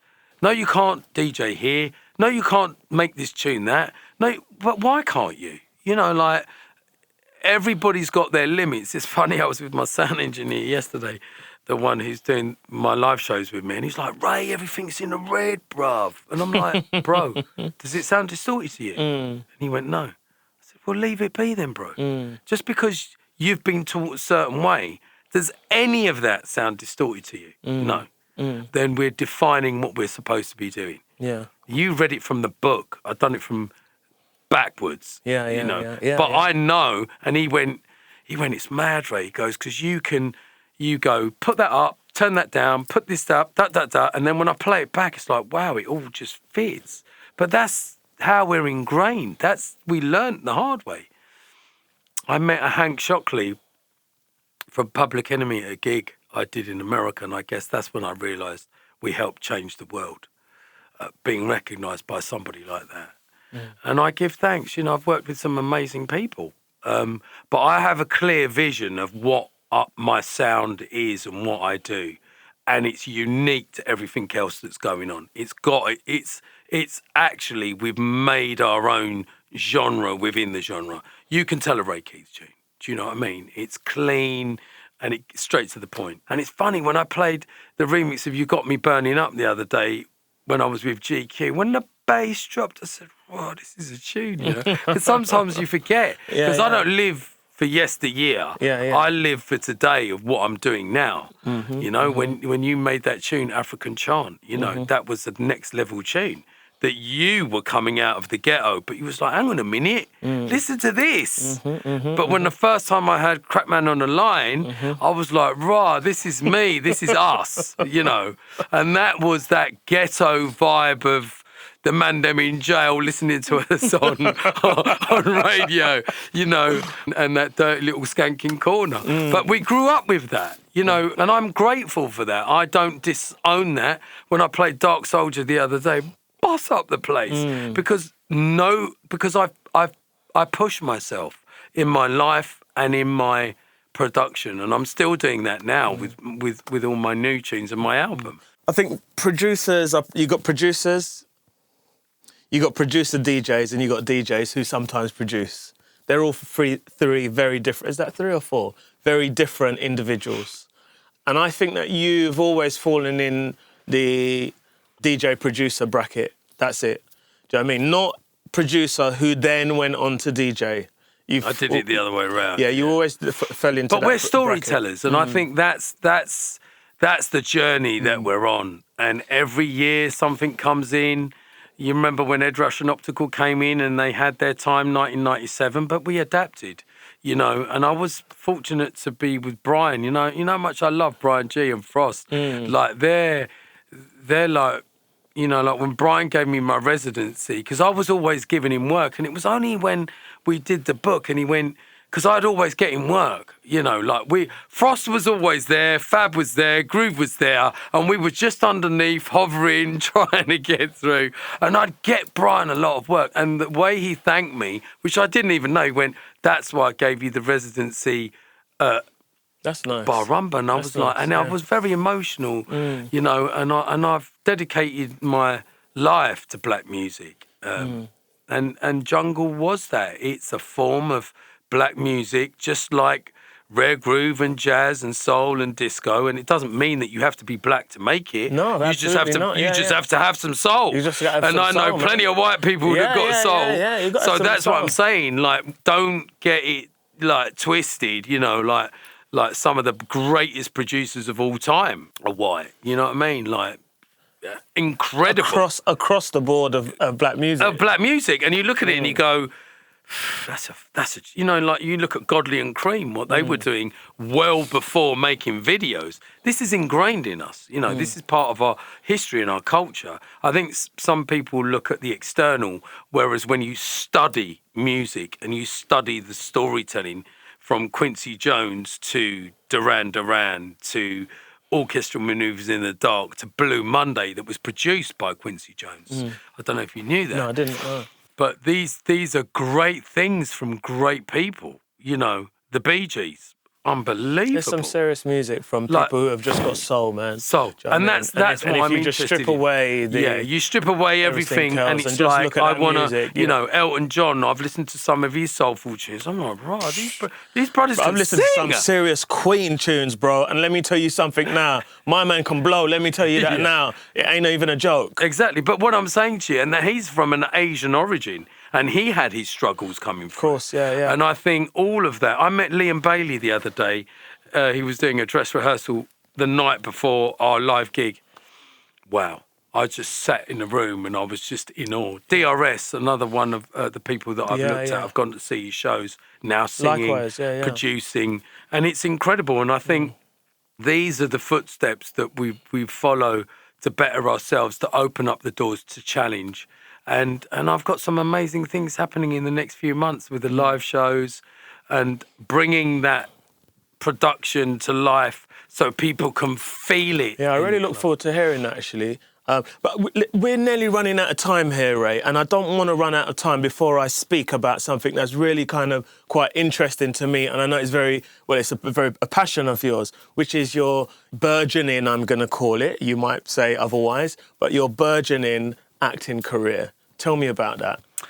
I'm just putting in the work right now. A lot of sacrifice, sometimes frustrating where the pennies aren't dropping, but acquiring a new skill you have to devote yourself. I've got to say a big shout to Ashley Waters in Kingdom Drama School, where I started.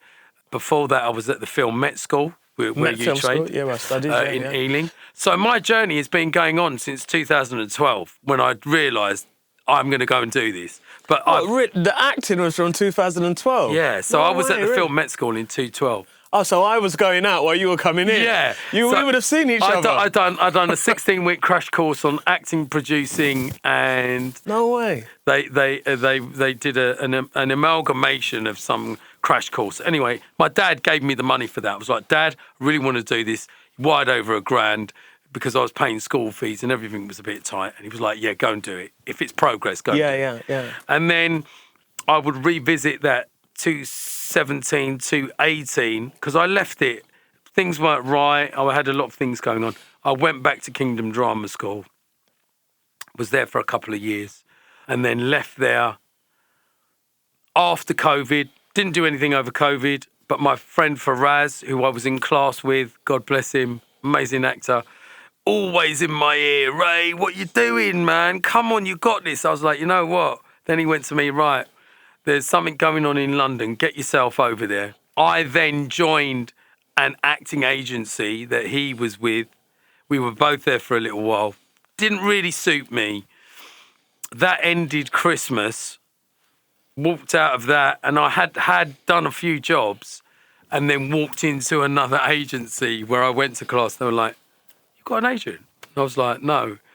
Walked straight into that, and do you know what? These last 4 months has been quite intense. But I'm one of them people like you.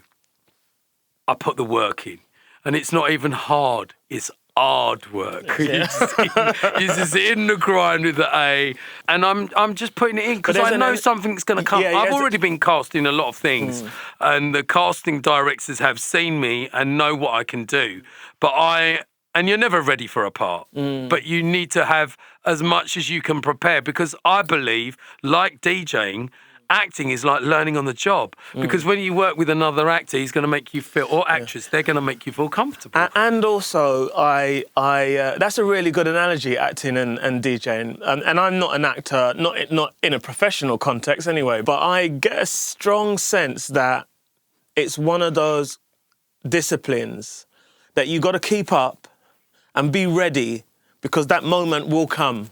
And if you're sat back there going, you know what? You're going to miss that wave. That thing will come, and you'll be rusty, bro. You'll be rusty. And that's exactly the word that was used when I went back in. It was like, bro, you're a bit rusty. You'll be rusty, man. And that's it. And that's what I'm getting away the rust. Yeah. I'm on point. I'm in the room. I'm with other actors. I'm learning lines every week. I did the 21-day challenge with Manuel Puro, where you have to upload and learn a script every day. Wow, put myself under a whole heap of pressure. That's really good, man. It's good. It reminds me of something you said earlier when you said that you went to yoga. You've been going yoga 1 day a week for 2 years consistently. Yeah.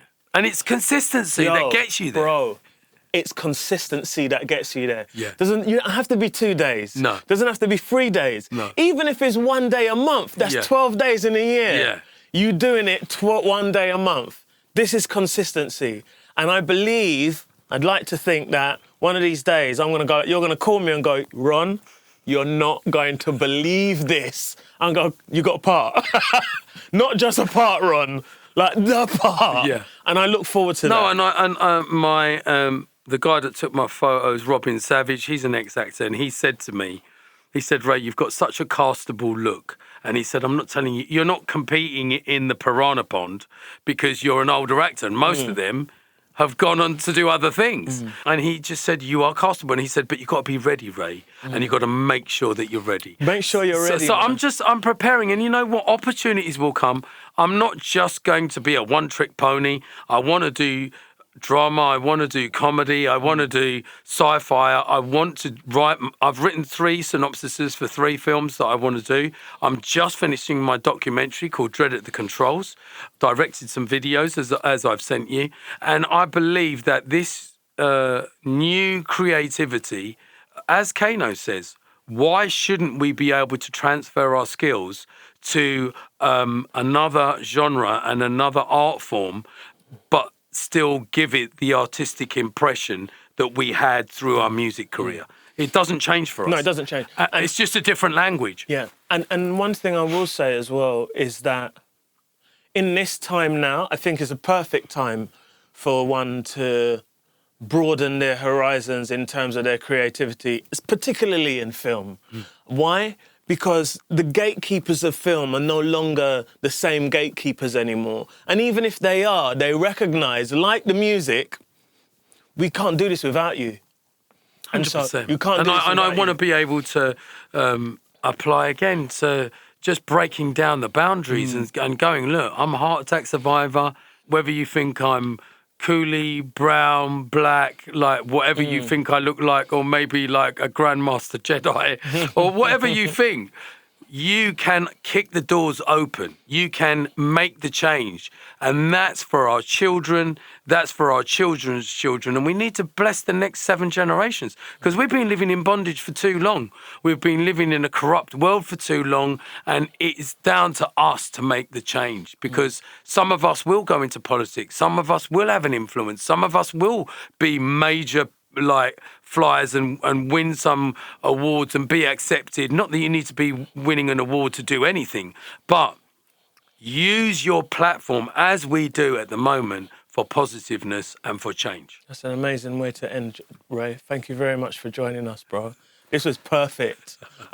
Now this is what you called when you say, you know what, wait. What's the saying they say? It's kind of like, you wait a little while longer to get the better thing, and I think we got that today. Do you know what I mean? Thank you so much, man. Thank you for your team. Thank you for your wife. Thank you for waiting for me today and extending the day, because I couldn't blow you out today. I was like, by hook or by crook, I've got to get this. So I give thanks for today. Yeah, big up, Ray, man. Thank you, man. It's an amazing story, man. You know the thing is, I honestly believe that there's more to be spoken about. 100%. We'll do that in another year or 2. Yeah, we do it in another year or 2. When we come back and the band has been out for 2 years, and then you've got a story to tell about, and we can flash back to this and say... I've already been thinking about writing another book, and I want to do something for my kids, because they're so artistic as well. So, listen, this is an ongoing thing. I will be back. I will always come back, and thank you very much for the opportunity. Yeah, thanks, Ray, man. Bless up for that, man. One love, brother. One love, my brother. Peace. Thank you. Nice one.